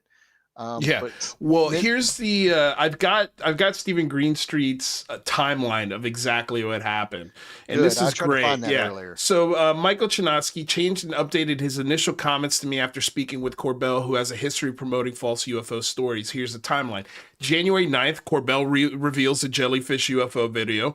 January 10th, I speak with Chinaski, a military witness to the raw 17 to 18-minute jellyfish video. He refutes some of Corbell's claims, including the one where the craft goes over the ocean, goes under the water, and then shoots back up out of it. He said that did not happen. Chinoski appears on News Nation about the jellyfish video again, refuting some of Corbell's claims, which he did there as well. And then after the News Nation interview, Corbell gets in contact with Chinoski and they compare notes. After his conversation with Corbell, Chinoski tweets several statements which seem to contradict what he told me 24 hours prior. I then call and interview Chikowski again, and the details he links there. Chikowski appears on Artisan Tony podcast, and Mick West and I ask him some more questions about the jellyfish. Very good, insightful conversation. January 14th, Mick West released his analysis of the jellyfish video, showing it's probably just balloons. January 15th, Chikowski appears on Corbell's podcast, in which my interviews with him are cast in a sinister light. Chikowski claims I just wanted to, quote, debunk the jellyfish video, and anyone who clicks the link above and reads all my reporting will clearly see that I was simply asking Chikowski questions and reporting Chikowski's answers. And that's fact. I mean, that's true. And the way that, man, God, this is what drives me nuts about Jeremy Corbell, is how he's got the ability to get these guys to come back and be like, oh, well, maybe you're right, Corbell. It's just like, hey, nothing about what Corbell said, you said. Yeah, no. So it's really interesting, right? And that also, when you switch up your statements like that a little bit, it doesn't help with credibility. No. And as a intelligence, surveillance, reconnaissance guy, he should know that. But I think he was, like I said, I think he's innocent of this whole thing. I think what happened, that conversation with Corbell's like, look, man, I got this intel. I Yep. know these guys. I got a hold of this information. I could tell you there's another video, and here's our. Let's compare these notes. You don't know about this, but it's going to come out soon, and blah blah blah. And he kind of like he guides them into a certain Right. direction, and that's you can clearly see that. And Yeah. when you watch that interview on Weaponized, like, and I put this in a tweet, like, or whatever, a post, but you can see where Corbell, he think, haha, gotcha moment with the New York Post guy, which we know he's Right. referring to Green Street. But then he makes a statement talking about there's people in the field that are bad actors, and they'll try to persuade you to think a certain way about something or whatever he says, paraphrasing there. But then later on, he asked Mr. Sinkowski about a certain aspect of it, and he answers truthfully, and he says, no, I don't think that's the case. He was talking about the infrared, Right. right? And then you see Corbell go, well, actually, this is what experts that I've talked to have said, and blah, blah, blah. And then, it just kind of died. Like, you could see where he literally just stated what he calls Green Street a bad actor and coaxing people into a certain side. He did the exact same thing Right. He coaxed real him right time there. on Yeah. on that episode. He Yeah. did it. Yeah. And I was like, dude, you just did the same thing. You're a hypocrite. There's no Yeah. like, you literally portrayed the same thing. So that's something else interesting.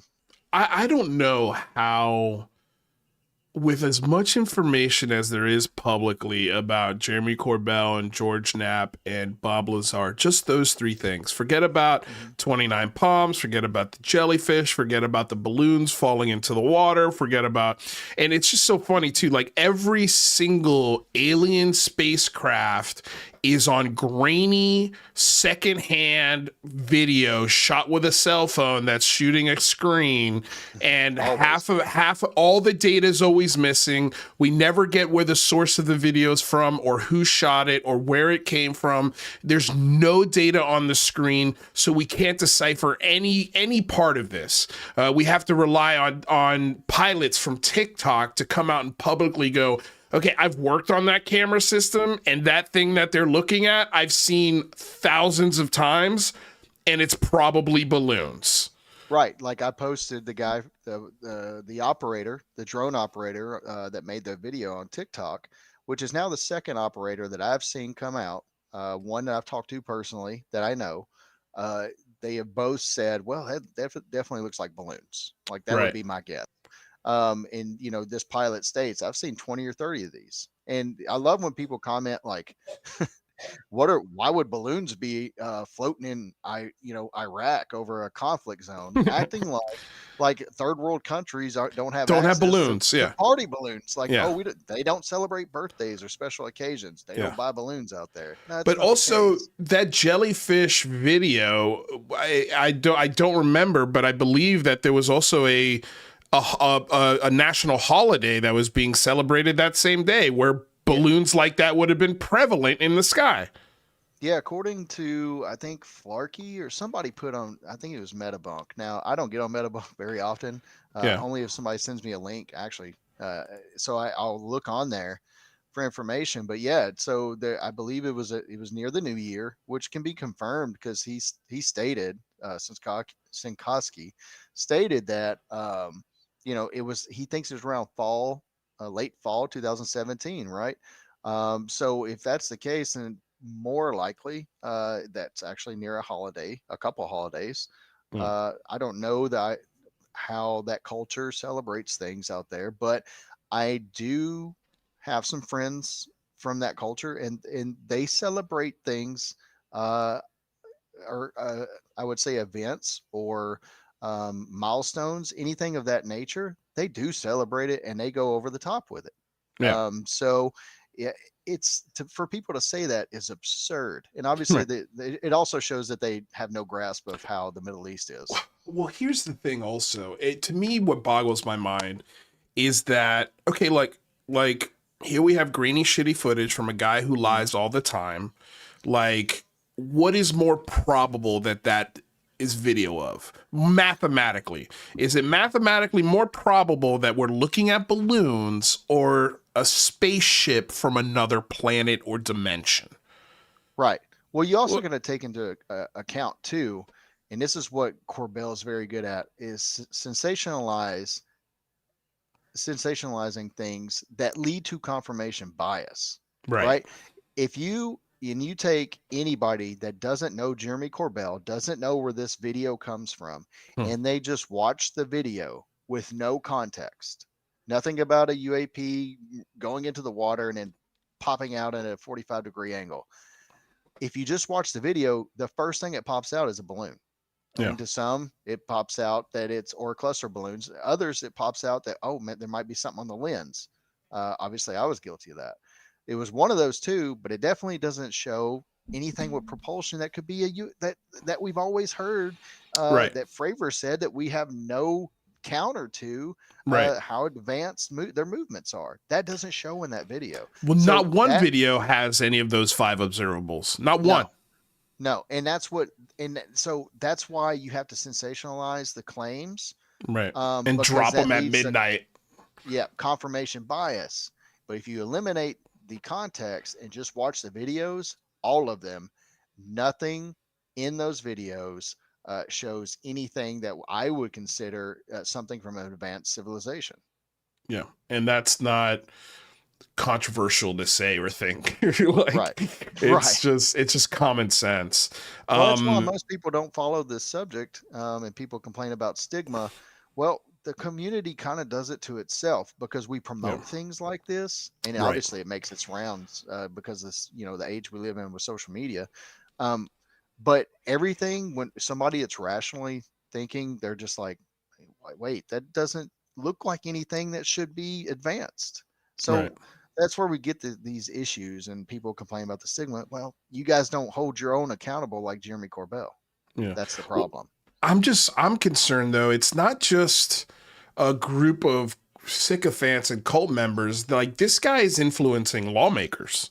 Like I said, I mean, Yeah. he's got a front row seat in a congressional hearing, and you've got people like Andre Carson, calling him out by name and thanking him in congressional settings, being like, thanks to the great work of citizen journalists like Jeremy Corbell. It's just like, wait, have you has anyone in your staff done any research at all into who this person is that you're thanking publicly? No, so that's the thing. Tim Burchett, just look at him, for example. I'm pretty sure he's posted about Bigfoot and that he Yeah. believes in Bigfoot and stuff like that. Yeah. So you got people that obviously it's their job. Politics takes front and center. Real world issues, especially with this country, take front and center priority lists every single day. They don't have the time to sit back and look at the things that Corbell's put out. They don't have time to investigate this phenomenon or the culture behind it. Like I've only been on this platform for almost a year now. It has taken me up to about this point to get a grasp on the legit history and all the characters behind everything, thanks to people like Green Street that do the reporting and was confirmed by Kirkpatrick. Like, it takes a long time to get a grasp on where all of this comes from, who are these people that are in these circles, and who is believable and who is not, right? And all the criticism that comes from what they put out. Those lawmakers, they don't have any, they don't look into that. Yeah. They don't listen to hours and hours or read pages upon pages of criticisms that is right out there in the open. They don't pay attention to it. So of course they see Jeremy Corbell on TV promoted by people like TMZ, and they're like, you know what? He seems like a credible guy. He's got this whistleblower. Hey, come on in. I mean, Burchett's already said they're kind of like buddies. Yeah. So, well, I mean, he's not just on TMZ, man. He's doing like some major podcasts and I mean, he's been on Joe Rogan. I've seen him show up on my favorite sports show like twice now, and I've emailed the show being like, guys, fucking stop. Like, stop platforming this guy. well, Joe Rogan's where it started. That's Well, where Corbell came on. This might be a good segue into what we talk about next, because that was the whole reason of me making the call Bob Lazar into Congress video, because the real reason I made that video was because there was a suggestion by Rogan that him Corbell, Lazar, and Weinstein should sit Yes. down and do a show and simply talk about physics and science shit, because Eric Weinstein's going to know within a minute of sitting down with this guy if he's the real deal. And Right. to me, that was the most important moment that we should have taken advantage of and pressured Eric Weinstein and Joe Rogan to answer the question, hey, what happened to this dinner? What happened to this meeting? When is this conversation happening? Because I think if it did happen, Joe Rogan would immediately be like, oh, fuck, I got duped again. This guy's full of shit. This guy's full of shit. Yeah, I mean, and this is speculation, but you better believe that conversation happened behind closed doors. You think Joe it did? Rogan. Oh, well, because he keeps getting on the show. So some of Joe Rogan's probably biggest numbers are from people like Bob Lazar being on. Yeah. Right. Yeah. And so if you've got somebody like Weinstein, who I think's also been on, and many times, he's been on many times. If that show happens, it probably breaks a record for Joe Rogan. So you better believe behind closed doors, through text, phone calls, they were probably trying to be like, hey, y'all got to make this happen. Right. Because this is going to be epic. You know how Joe is. He likes the topic. He seemed a little skeptical last time I saw him with like James Fox on, and me personally. Well, even with Grush. Yeah. I mean, after that Grush interview, he's like, he could be a useful idiot. Yeah, I don't know. Well, he did say that, right? But if you watch Joe Rogan more than just one time, you can see like when he's into stuff, bro, he's into it. He's asking questions. He's like that first 45 minutes of that.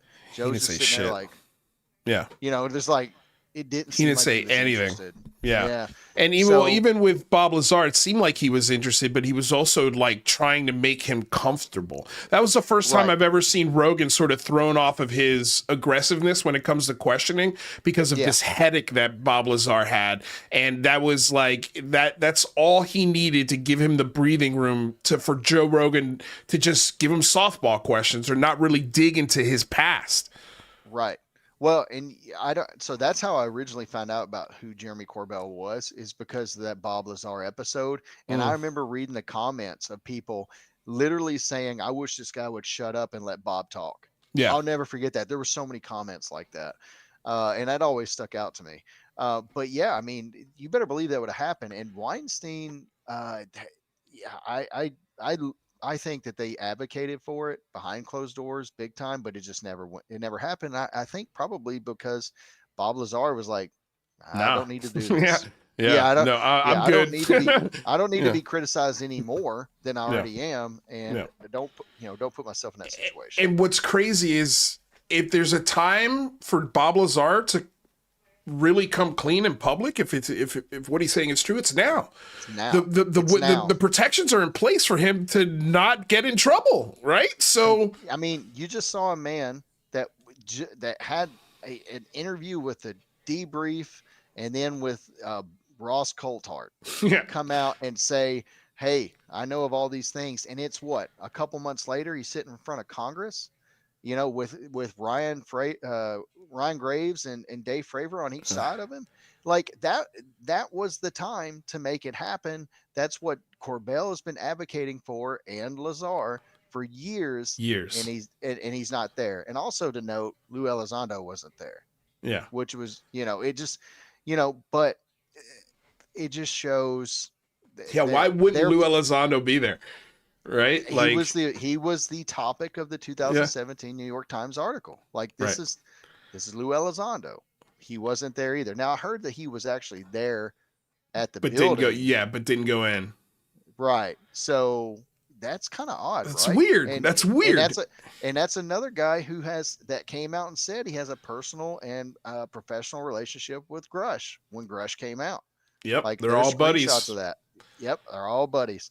Yeah. So, I mean, this is what Eric Weinstein just said over the weekend, and this was amazing because I think he's finally had it. He says, it's such an insult to the intelligence of the world's premier scientific community that we have heard zero particle theorists, general relativists, relativists, yeah, mathematical physicists, or differential geometers.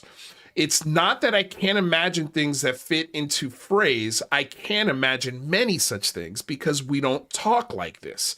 Do we mean Kaluza-Klein theories, fibrations over space-time, supermanifolds, Riemann immersions, submersions, large extra dimensions?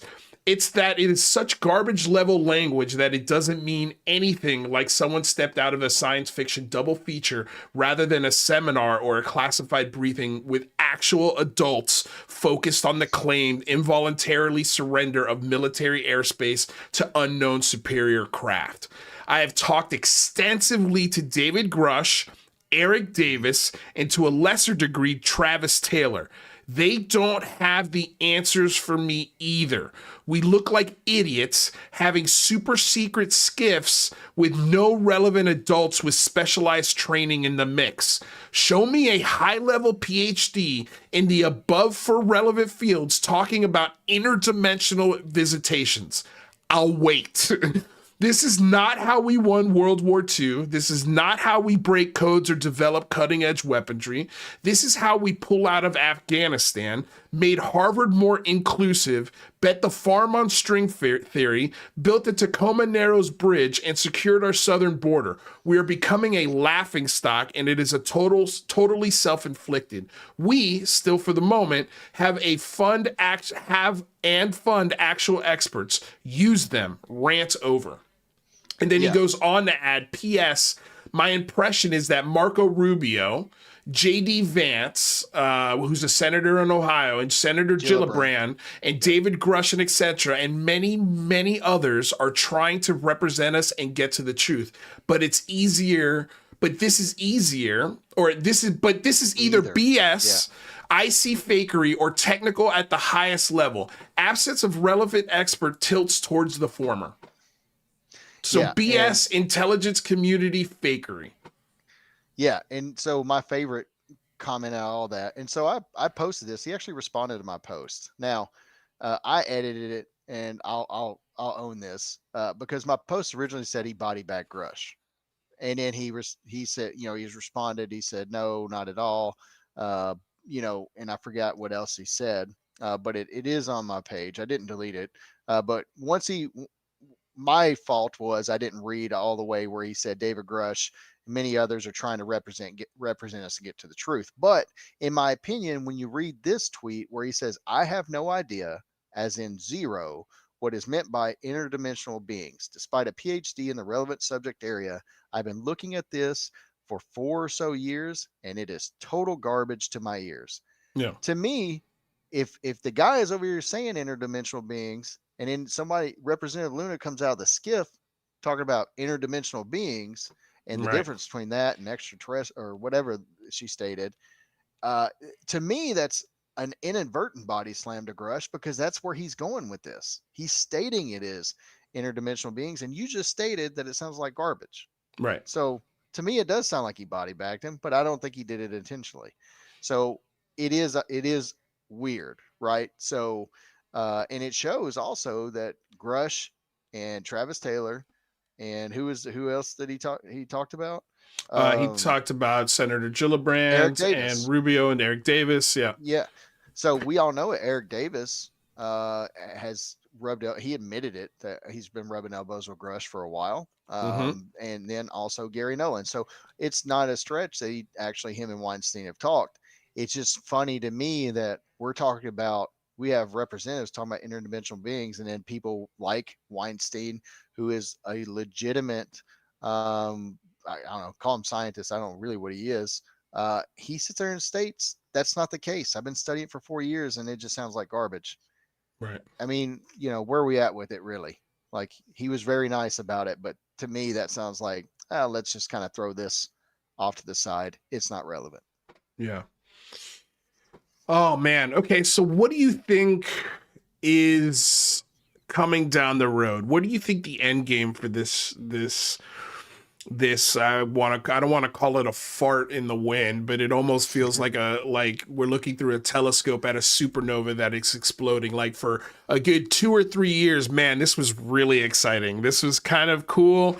and there was some interesting people saying interesting things. But like now I've said, 6 years later, 7 years later, and some of this dust is settled, and we've got a much better picture of what's happening here.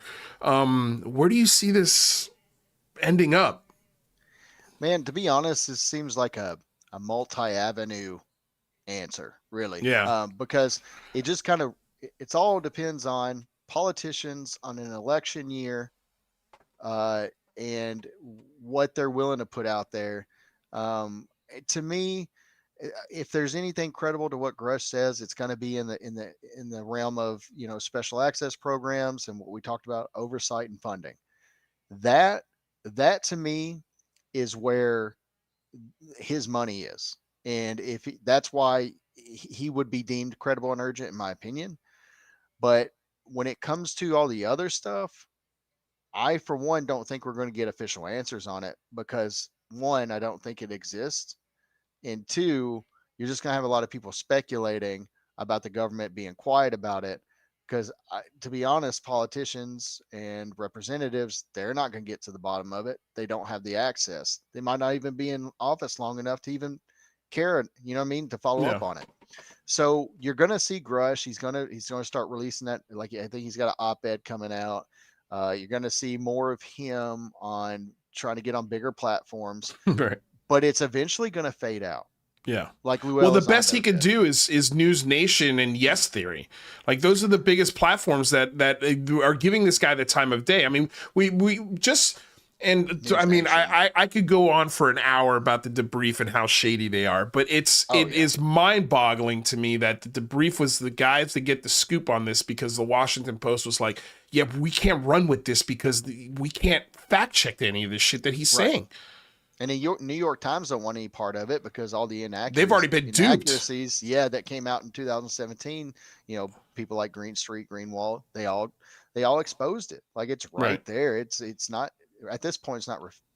You can't argue it anymore. But I personally, I think it's eventually just going to die off.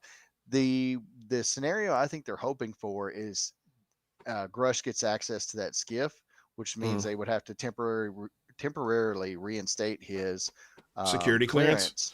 And I think that's what they're hoping for, and I think it's what Gary Nolan is hoping for, because Grush currently works for the Soul Foundation. Right. I think that they're trying to get him to get back in good graces with his security clearance, which that's a whole other issue. I don't care what anybody says.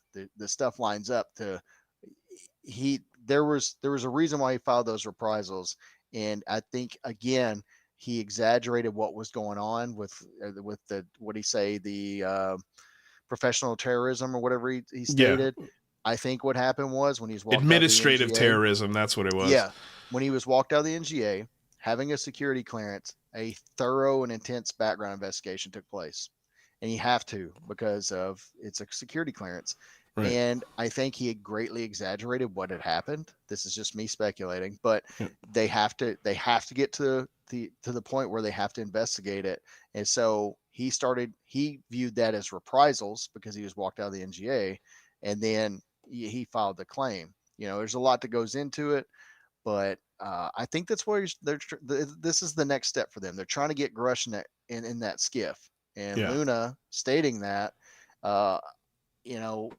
I don't think that's clarification of anything.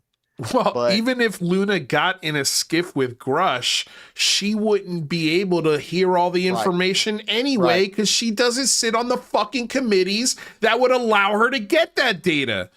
right, and Neither does Burchett. Neither does Jared Moskovich. Neither does Tim Burchett. None of these people that are the loudest voices. Neither does Eric Burleson, who thinks that these things are angels and demons. Oh yeah, That's a whole nother shit show. It is. There's been a lot of talk. Have you noticed the religion aspect starting to pop up more and more? The talk Sure about do. it being a religion. Ezekiel's wheel and this and that. Like, it's like, Sheehan's website. what are we doing? Yeah, I mean, Sheehan's website is just it's got dogma written all over it. oh yeah, man. I mean, he was in Scientology. Like, Yep. This is the MO. So I think that's where it's going, but eventually, especially with the election year coming up, and there's going to be way bigger priorities than Grush. I Yeah. think eventually this is just going to fade out, and it's going to be another Lou Elizondo issue.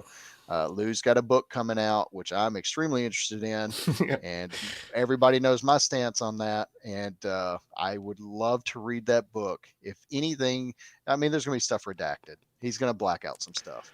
Yeah. But I'm very interested because I don't like people that exaggerate their service. Yeah. So we'll see what happens there. Well, that's another guy also that you don't, I haven't heard of one person who served with him.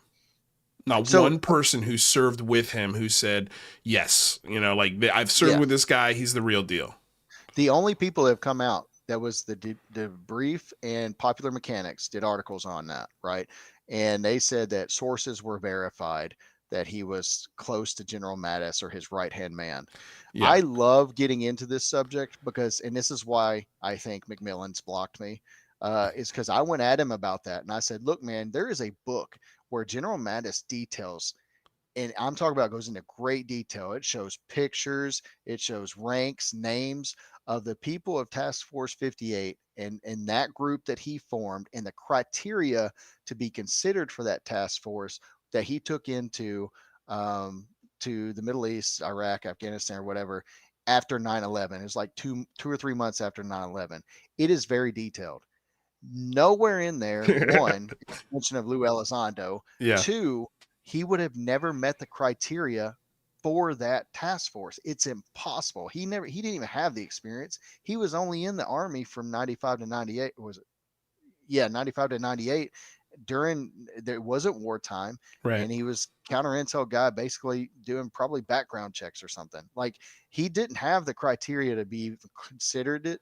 So, and this is what I pointed out, if you're going to say you've contacted sources, if the claims are that he's General Mattis's right hand man, then General Mattis or somebody from his office at the time should have commented on that. And Right. if they didn't, then it can't be verified, and you Right. shouldn't have ran that story because one, General Mattis has done said he's not gonna expose intelligence agents and stuff like that. He's stated that, like, he's not gonna go into their backgrounds. So that wasn't confirmed, and that should never have been put in that story. And that's a big red flag for the debrief and Lieutenant Colonel McMillan, or whatever he claims. What's his name? Lieutenant McMillan? Lieutenant Yeah, Tim yeah. McMillan, yeah. Well, Yeah. yeah, So, I love when I talked to McGowan about. I remember one of the first things that McGowan told me about Tim McMillan. He's like, he's not just a cop from Alabama. And I'm like, I didn't really get it when he first said it. And I was like, yeah, yeah. why is a retired cop living in Germany on an Air Force base with his wife, who's also military intelligence, reporting Mm-hmm. on UFOs from the other side of the world? Yep. And also doubling down on this Ukraine war, which is really weird. Like, he's very pro, let's go to war with Russia. I saw that. Yeah. Which is just That's right before another he blocked weird, me. another weird sort of take that they're doing. And man, there's a lot of little red flags with the debrief that I saw over the time that I've worked with them. Yeah. But like, what do you think? What do you think an entity like? How do they play into this? Do you think that is a like what is the debrief? Do you think they're legitimate news organization, or do you think that there's might be other hands in yeah, I don't know how to say this, but Oh, like 100. Yeah. No, I know what you're I trying to think say. yeah yeah I think you dig what I'm laying down here. Yeah. Yeah. So it's 100%. I compare this to the same relationship that Corbell has with Sharp. Like Yeah. Lieutenant McMillan, I hate saying that, McMillan, uh, he obviously has a connection and he benefits from posting these articles that, I mean, they're pretty in depth. I mean, I'm not gonna lie, they're long articles, but not when it shows that you aren't actually vetting the Right. source, then and you don't go to the source that you make the claim of having a relationship with, then you're only speculating at that point. But when you say I called, I think he stated that he called people from the Task Force 58 and stuff like that. I'm like, how would you even get a hold of those guys? Like, this was a special task force that most likely, you're not going to find their contact information easily. And then, so I wonder, all of these anonymous sources are all in the same circle. They use each other as anonymous sources. Right. Right. That's what you see. Like, that's the correlation that happens all the time. Like, it's, and I'm assuming maybe Rob Heatherly had something to do with that, and Yeah. all his little close buddies. Well, I wonder if Ross Coulthard's sources on the ship so big that it can't be moved are Jeremy Corbell and Dave Grush. Yeah, they confirmed it. It's real. It's really there. So we know that Grush and Coulthard talk, and they have a relationship. Like, it's on a they got exclusive call. Yeah. Right. Well, but that article that I posted stating, where it showed Greenwald's FOIA about the 15 years, you saw where Ross Coulthard got a hold of Mike, what how you saying, Congello or whatever his name is? Yeah. I don't have it in front of me. I mean, he's a good guy. I like him. But Ross Coulthard replied back to him in a statement from David Grush, trying to say, oh, they misinterpreted and they counted his 4 years in cadet college or whatever. So that Ross Coulthard has a one-on-one, like, very close relationship with Grush, right? Yeah. And that's obvious. He interviewed him. So you better believe that all these guys are like, I envision like a Discord group chat, and they all talk about, yo, I got this information, and then they get excited and then they tell each other, and then they pick on, well, who's going to drop this information, right? Right. If people really wanted disclosure, everybody would force Ross Coulthard to confess it right now. You want to know where do we have spaceships? Well, there's a giant one that he claims to know the location, but he won't, to protect his source. Well, then why do you make the claim? And why did the source even come to you? But not only that, why are you calling for American intelligence community officials who are hiding the secret to be drugged behind Humvees and stoned to death? Oh man. And you're the one hiding the secret. I don't understand.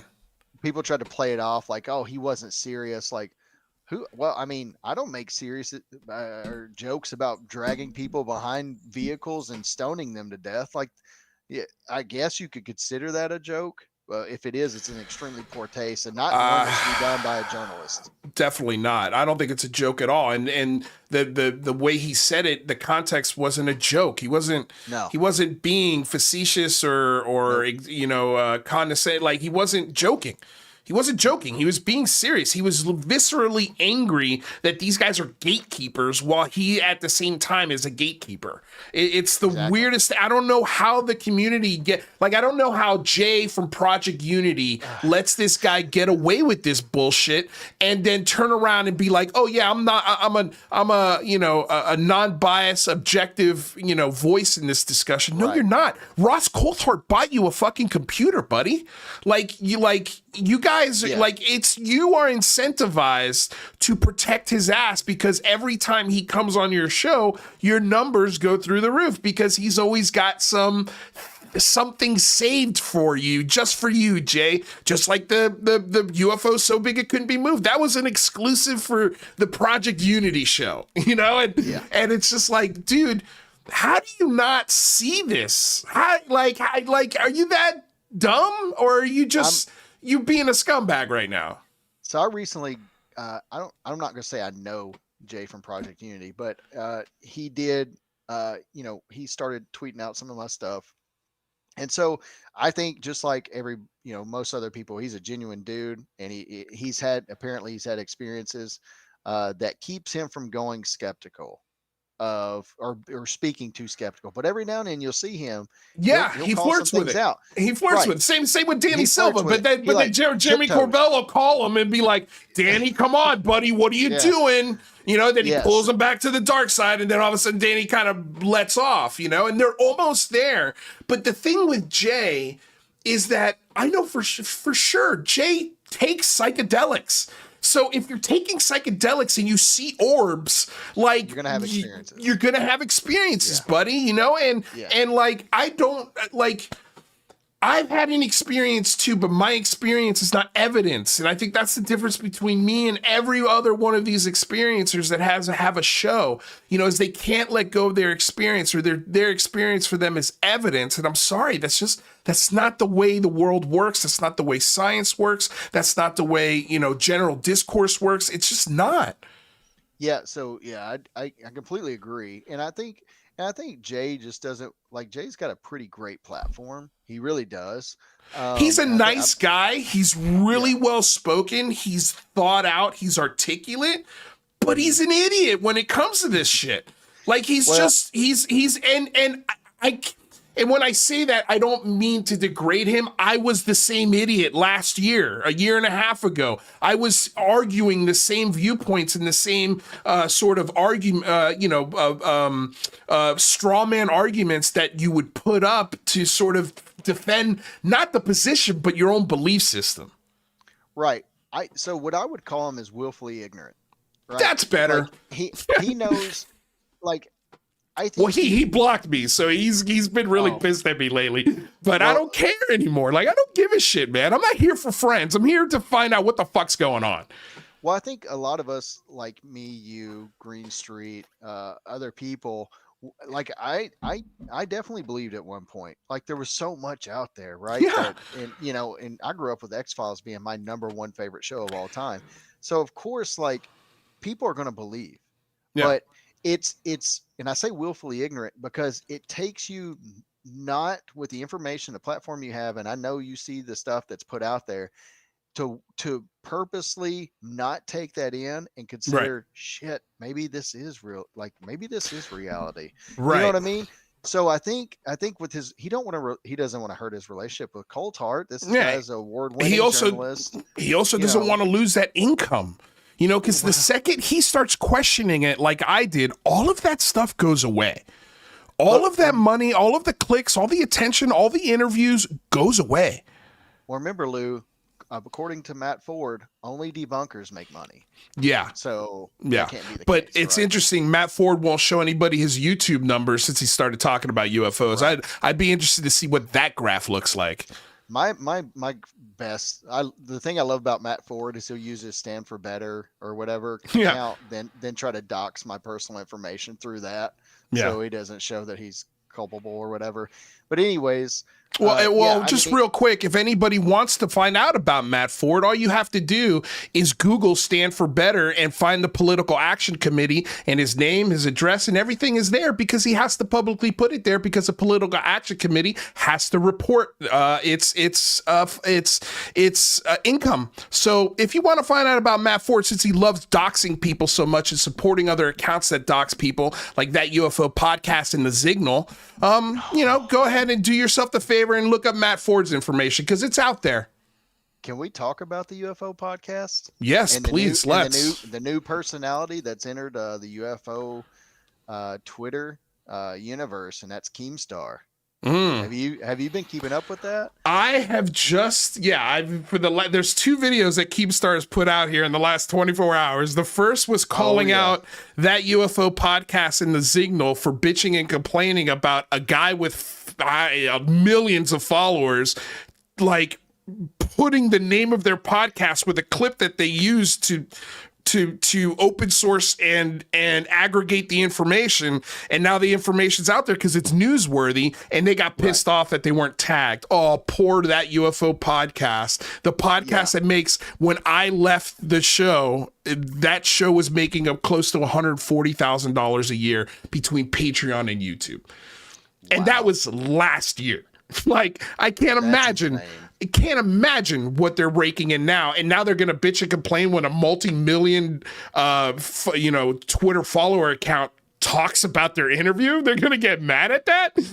Bro, they literally, like, he puts it in the caption, the Skyfire News. Yeah, Literally, it's in the caption. It says UFO, the UFO podcast. Just yeah, because they didn't use the at, that the people are complaining like, oh, that's whatever the regulations are for that type of stuff, which I don't really care about. But it shows right there that it's tagged. Now, I put the at symbol because I generally, when I'm talking about somebody, I'm going to put them in it. So yeah. there's never any indication that I'm trying to like skirt I'm trying to mention somebody, but try not to draw the attention to get rebuttals. Yeah. I'll always put information in there. Somebody that's really good at that is Rob Heatherly. He won't tag you in something, but he'll post about you all day long. All day long. So Yeah. I think that's what happened. And people are like, oh, you didn't tag him. It's literally right there in the caption. Yeah. So Keemstar and Skyfire News, they did right. It's there. It's fair use. It's fair use, man. You've got a dude with millions of followers who just reposted your podcast, your show, and puts the name in the caption. Yeah. Like, excuse me, you didn't lose any followers. What was wrong with that? Yeah. If anything, you didn't lose anything. Yeah. Right. They're the fakest people in this business are the guys on that UFO podcast. They are in it for nothing but the money, the attention, and the shitty fame that they have. And it's the shittiest fame that you could possibly ask for in the realm of fame. Like I remember when all these maniacs went to a UFO convention and they were all so proud of themselves, and so it was like a life accomplishment to see themselves on a digital billboard for a UFO conference. Like, that is the peak of their celebrity, and that is what they're lying and selling out for. Because here's the thing with this topic, and this is why I get mad at Jay, this is why I get mad at all of these guys, because there's no way. And what happened to Ryan Sprague, by the way? He's disappeared. So one of my first times, like he put my tweet on his podcast when I first popped up on Twitter. I was on for maybe a couple weeks. Yeah. And it was about, I can't remember the exact term, but it was about I think it was something about a politician. His whole world changed when he heard information in a briefing, and it made him cry, or whatever that information was. I think it was in that. But anyways, he asked me, he messaged me, hey, can I borrow this for my podcast? He was really good at that. Like, he was very sincere. And, but he, like you said, where is he? I noticed that he started posting real heavily about like trends and all that stuff and what was going on. I saw interactions he was having, and then I didn't really pay attention much because I wasn't the algorithm. I wasn't interacting with his post. Right. And then, like you said, where is he? Somewhere in the Skies podcast, right? Yeah, I have no idea where he's gone, and that's a guy that really stays on top of his show. So for him to disappear without any sort of announcement, especially because he's really big into announcing things for himself. Anyway, the reason why I'm talking about these guys is because when you're in this business, when you're in this field, when you're in this whatever you want to call it, right? You do the research, you talk to the people, and then you hit a wall that sits in front of you that says, oh, and it's a big red wall and it's just, and it talks and it's looking at you and it's saying, hey buddy, now you have to address me. Now you have to get over this wall of information and come over the other side with the same belief that you had going over. And I don't think you're going to be able to do it. And it's a fork in the road. And they make the conscious decision to say to themselves, I'm not going to rock the boat. I'm definitely not going to put my income in my show in the firing line of what will happen if I go against, not go against, but just simply tell the truth. Simply say what I feel is happening based off of what I'm seeing and what I'm researching. And they come to that crossroads and 9.99999 times out of 10, they'll go the route that's easier and makes more money for them. And that 0.1% will go, this is bullshit, and take the other route. Yeah. You know, and so that's where you went. That's where I went. Hell yeah, that's where I went, because to me, it's that there is, and I've talked to this with my buddy Charlie, there is, because I've been an actor and I've been in front of sold out packed audiences, I don't have this sort of desire to be shitty famous. Like I've already been shitty famous. I'm already shitty famous. Like I don't want to be shitty famous in the UFO community. Like that is like the worst of the shittiest of fames. You know, like I never wanted to be the UFO celebrity. I never wanted to go to UFO conferences. I never wanted my face on one of those stupid posters. Like I never ever wanted to be that guy. And a lot of people do. A lot of people, that's what Jimmy Church strives for. That's what Ryan Sprague strives for. That's what that UFO podcast, Jay from Project Unity, all of these guys have hit that wall. All of these guys have made that conscious decision that I don't care about the facts. I'm not going to address them. I'm not going to talk about them. And when anybody brings them up to me, I'm just going to block them or ignore them. Yeah. So we're kind of in the same boat in that same thing. Like, I know it was TikTok, but I mean, it's pretty well known now that that's where I came from. And, you know, I had a pretty good following on there. And just like you said, and I've stated this now quite a few times, especially here recently, I don't care about getting famous. Matter of fact, I actually don't want it anymore. Like I can't, like with your podcast, I've always wanted to come on here. So that's why obviously I wanted to do it because I knew the conversation was going to be good. And obviously I've been following you for a while and I love what you put out. So, you know, but that's the notion that I'm going to sell out integrity for fame and potentially money. Like I'm just not, I don't want to do it because to be honest with you, it's a lot harder in our position, especially in this community, to sit here and gain any kind of following when you're trying to put out real facts versus all of the sensationalized accounts of all of these so-called incidents, UFO reports and incidents. So I'm with you. I'm right there with you on that. It makes no sense. It just makes no sense. And yeah, it's just sad to see what's happened to all these guys because they all used to be my buddies. They all used to be my friends, you know, and the second that I started questioning them or questioning the things that they were putting out or questioning the people that they were, you know, in love with or adamant for, that's when all of that changed, all of it. And it just doesn't feel good, man. Like it doesn't feel good to sit there and talk into a microphone and collect dollar bills from people spitting out unverifiable nonsense. Right.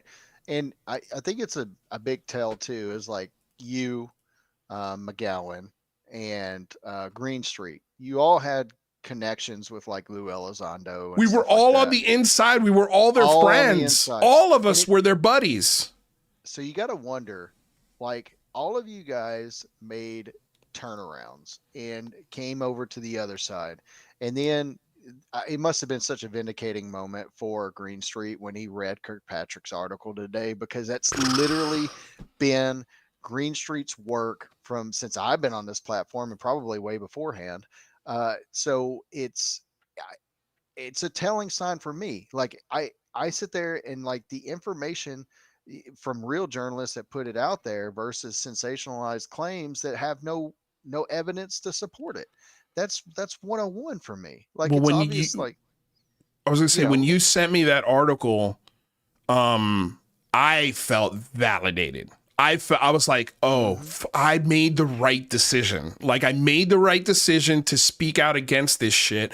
I wasn't crazy. I wasn't insane. Everything I was saying has come true. Every single thing that I have said was going to happen has happened. And it's only getting worse. And these things are only getting more exposed. And I was hung up by the bootstraps for doing what I did. And now people are seeing, oh shit, he was right. Like, and that's not my opinion. That's just the facts. And you held your integrity while you did it. And you know what I mean? Like you said, you know what? I want my reputation. I want to believe in facts. And I want to go with what I feel in my heart. And that is why I'm saying, like, all of you guys should feel some kind of crazy vindication today. Well, I can tell you, man, I a lot of people don't know this because I haven't said it, but the last year for me has been a nightmare financially speaking, because I've had to make up a close to $40,000 gap that I was making because of this show, and now all of a sudden that went away overnight, and so now I have to scramble around to find work when I've been out of the workforce for 3 years, because I've been devoted my life to this show, and now it's a show that I had to walk away from. Yep, you were building a massive platform, interviewing all of these so-called celebrities in this community. I didn't watch, obviously I've only been here for so long, but it is, and so when you do what you've just done, and obviously, we live in the real world where financials are in it, it's a real thing, to make up that gap. And then also read this, and then you're like, I followed the right trail, I went down the right road, and it just feels really good. It feels and that's good. where I'm at with it. And that's why, that's how I built up my TikTok following. It wasn't posting, fake UFO videos like some people on this platform. But what it was I was debunking things. And when the incidents happened with the spy balloon, and then what happened on Super Bowl weekend, I was showing that, yes, this definitely seems like balloons. This is what people were like, well, why would they shoot them out of the sky with a missile? Well, this is why. This is how it works. Pilots don't get a lot of training, especially in real time in air combat training, to take out an object. Here's a prime time for that to happen. Of course, they're going to launch a $400,000 Sidewinder missile and hit that, because they're not going to use bullets, because bullets have a downward trajectory, and that could cause issues. So it makes complete sense. So I started putting all that stuff out there, and then over a weekend, I got 100,000 followers. Is wild. And I kept getting messages that vindicated me being honest, by people are saying, you know what? I'm following you because you're credible. You're actually thinking outside the box. You're putting good information out there. This is why I'm following you. And from that path, that I brought it over to Twitter, and then I realized, or X, and I was like, I like this feeling. I don't need a massive platform, but I like being that I'm trying to get to the bottom. I might strike out and miss sometimes, and I own that. But there are a lot more times that I'm right versus I'm wrong, and that's good enough for me.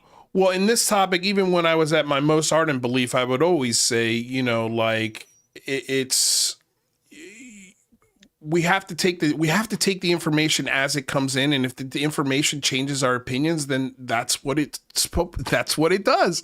Like, we can't fight that. That's just the way the world works. And yeah, it's incredible, man, how sort of today was a great day for Green Street. It was a great day for McGowan. It was a great day for Greenwald. It was a great day for Mick West. It was a great day for you. It was a great day for me. It was a great day for anybody who's been harassed within this discussion. It was a great day for rationality. It was a great day for clear, level-headed thinking. And I hope that this article makes its way to lawmakers. And I hope people like Tim Burchett start following the money trail, but more importantly, start doing their fucking research on the people that they're aligning themselves with and where those people have been in the past. And if there's one thing I know Tim Burchett hates, is government waste. Like, that guy does not want to spend money on shit.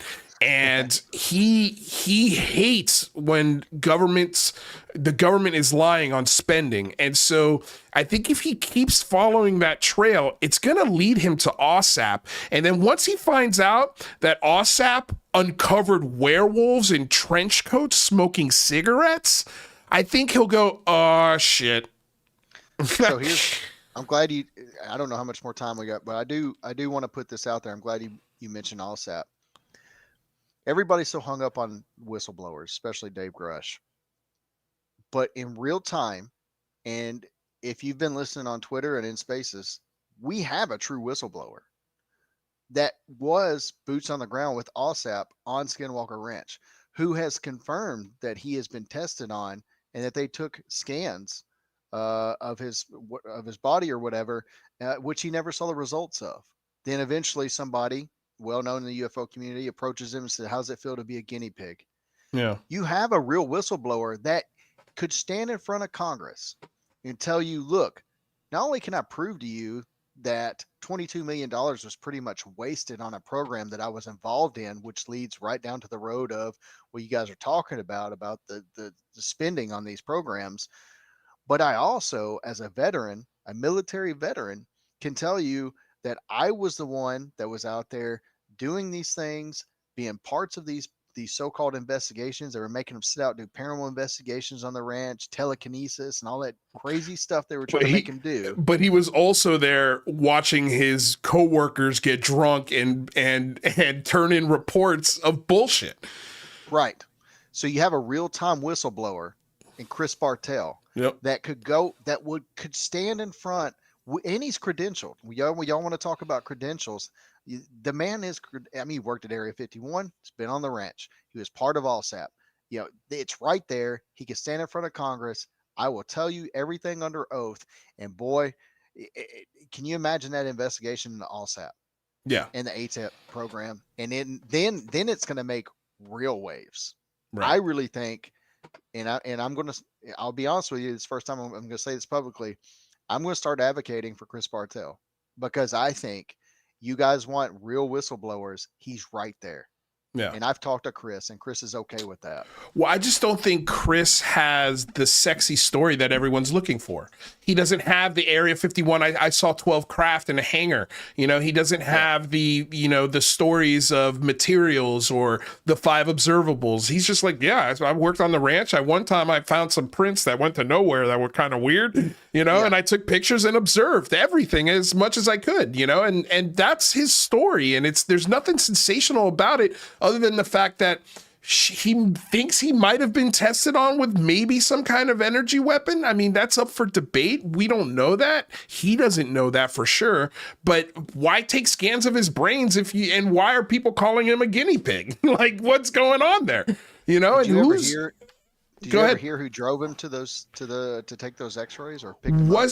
Wasn't it Nolan or somebody like that? Or it was Hal Putoff or Kid Green? It was Kid Green, right? Yeah. Well, why would he be there driving Bartell and whoever else was? I think there was another guy to go get scans done. So weird. And doing it. So obviously, if you're being put in a situation where you could be in harm, especially in the government, you obviously are going to be notified, and you're going to have to sign some things, right? Yeah. We're going to have to sign waivers, NDAs, stuff like that. So there's a good amount of information that, and he's already said that he's been to DC twice. He has been. He's there. I've seen the pictures. He's talked to the people. Some things might be coming down the road for him that most people need to pay attention to, because that situation that he was in would open the door for representatives, Congress, people to see, look, there's a real-time guy that literally has all of the credentials and the pictures and the documents to back it up. He was there. He's stating this under oath. Maybe we should start looking into this. Maybe we should get Bigelow to release these documents that we've never seen. What was going on? Why did they get $22 million? What did they do while they were out there? You're going to see something that would be very interesting. And a lot of people don't want that to happen. Of course not. Tell you that. No, of course not. Yeah, they would definitely not want it to happen, because who wants to be subpoenaed in front of Congress? Well, supposedly David Grush wants people to. You know what I mean? Yeah, yeah. Chris Bartell won't need a skiff to tell what he's stated. Right. I mean, it's easy for Congress to listen to him. Right. So it'd be interesting to see what happens with that. From your lips to God's ear, man. I hope I see it. But I mean, I think today was a great start to this 2024. I think I hope this deflated a whole bunch of balloons. I think it has. I mean, you haven't heard too much from the UFO nutballs today, but I mean, of course, there are a couple of them out there. Just, I mean, I love what UFO Joe was saying. He's like, his brain is scrambled. He just has no idea where to go, and it's hilarious because it's just like, oh, what do I do with this? There's nothing you can do with it, buddy. The credentials, the resume, and the voice that's saying it is undeniable, and way more qualified than your heroes. That's for sure. Exactly. So I agree with you, man. It's a great start to the year. We'll see where it goes from there.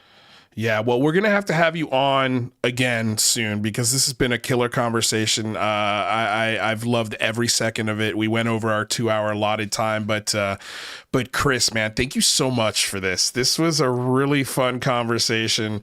I can't wait to do it again, and yeah, just because you're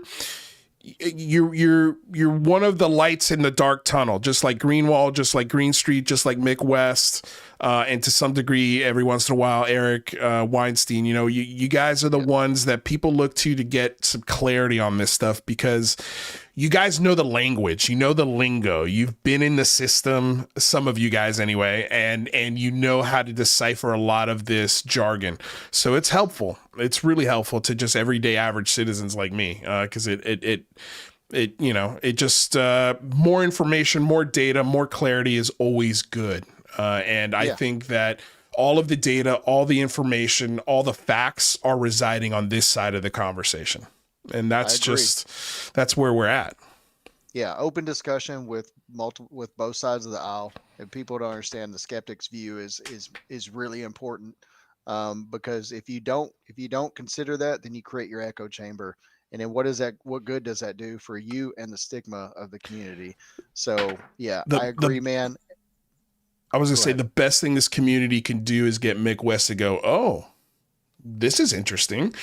You know, like I think we got Mick West to sign you know, and send out a petition to the United States government to get more data on gimbal, go fast, and tic tac.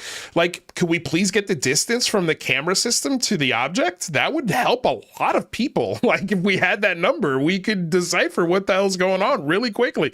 But yeah, I mean, it's I thank God that you guys are in the community, and I, like you, I get messages all the time from people saying, man, I wish I could publicly back up what you're saying, or I wish it, but I just don't want the bullshit that comes with it, you know? And like, I'll get private messages from people who are like, hey, did you see this? I'm like, I'm already making an edit about it, you know? And they're like, and then I'll release like something that makes fun of them, a meme of some kind. And they love it, and they behind the scenes they're laughing, and we're getting a kick out of it. And you know, but publicly they can't say anything because it's just, you know, it's a nightmare. It's a nightmare to do it. And also, some of these people have businesses, like it is a business for them. And hey, you know, if you can make a business out of it, God bless you. Just as long as you're not lying to people or deceiving people or putting out bad information, go for it. Like, make all the money you want. It's the second that you start propagating bullshit is when I get upset. That's where I sort of I have zero tolerance for it these days. I agree. Yeah. All right, Chris. Well, dude, thank you so much for stopping by. We'll see you later, man. Thank you so much, Lou, for having me on, man. It is. Oh shit! You froze up again. not purposely, you know, trying to, you know, tell you to let me to come on, but when you sent me that invitation, man, it was like, all right, goal for field. Oh, dude, yeah. Well, get ready for more invitations because this was great. Awesome. Yeah, anytime we could break down some stuff and add more clarity to it, I'll give you a call. But before you get out of here, is there anything anywhere where people could follow you? No, it's just X. I used to have multi-platform, but as you know, I have shut everything down. It's just X. That's where I stay. I put everything on there. I actually, the older I've gotten away from social media, to be honest with you, and it's been pleasurable. So, it's good to get a break. That is for sure, man. So thank you so much again. And looking forward to the future. Absolutely. I am too. I appreciate it. All right, Chris, we'll get you out of here. Thanks for stopping by, bud. Yes, sir. Have a good one. All right. You too. Bye-bye. You guys, that was the average Chris from Twitter. Man, what a conversation. That was killer. Just one of my favorite shows in a long time. I think this conversation is finally taking a turn for the better. And I'm here for it. I want a conversation that's better and more interesting. and a little more honest with people. So please don't forget before you get out of here to hit that like, share, and subscribe button. Ring the bell. That way you're notified anytime we do go live. Let's see here. If you want to support us with the almighty dollar, we have a Patreon link in the description below. Thank you for embarking on this journey of discovery together. Stay curious, stay skeptical, and thank you for subscribing to Lou Reviews. Until next time, thank you for helping raise the bar, and good night, y'all. Love you all. Thank you all so damn much. Peace out.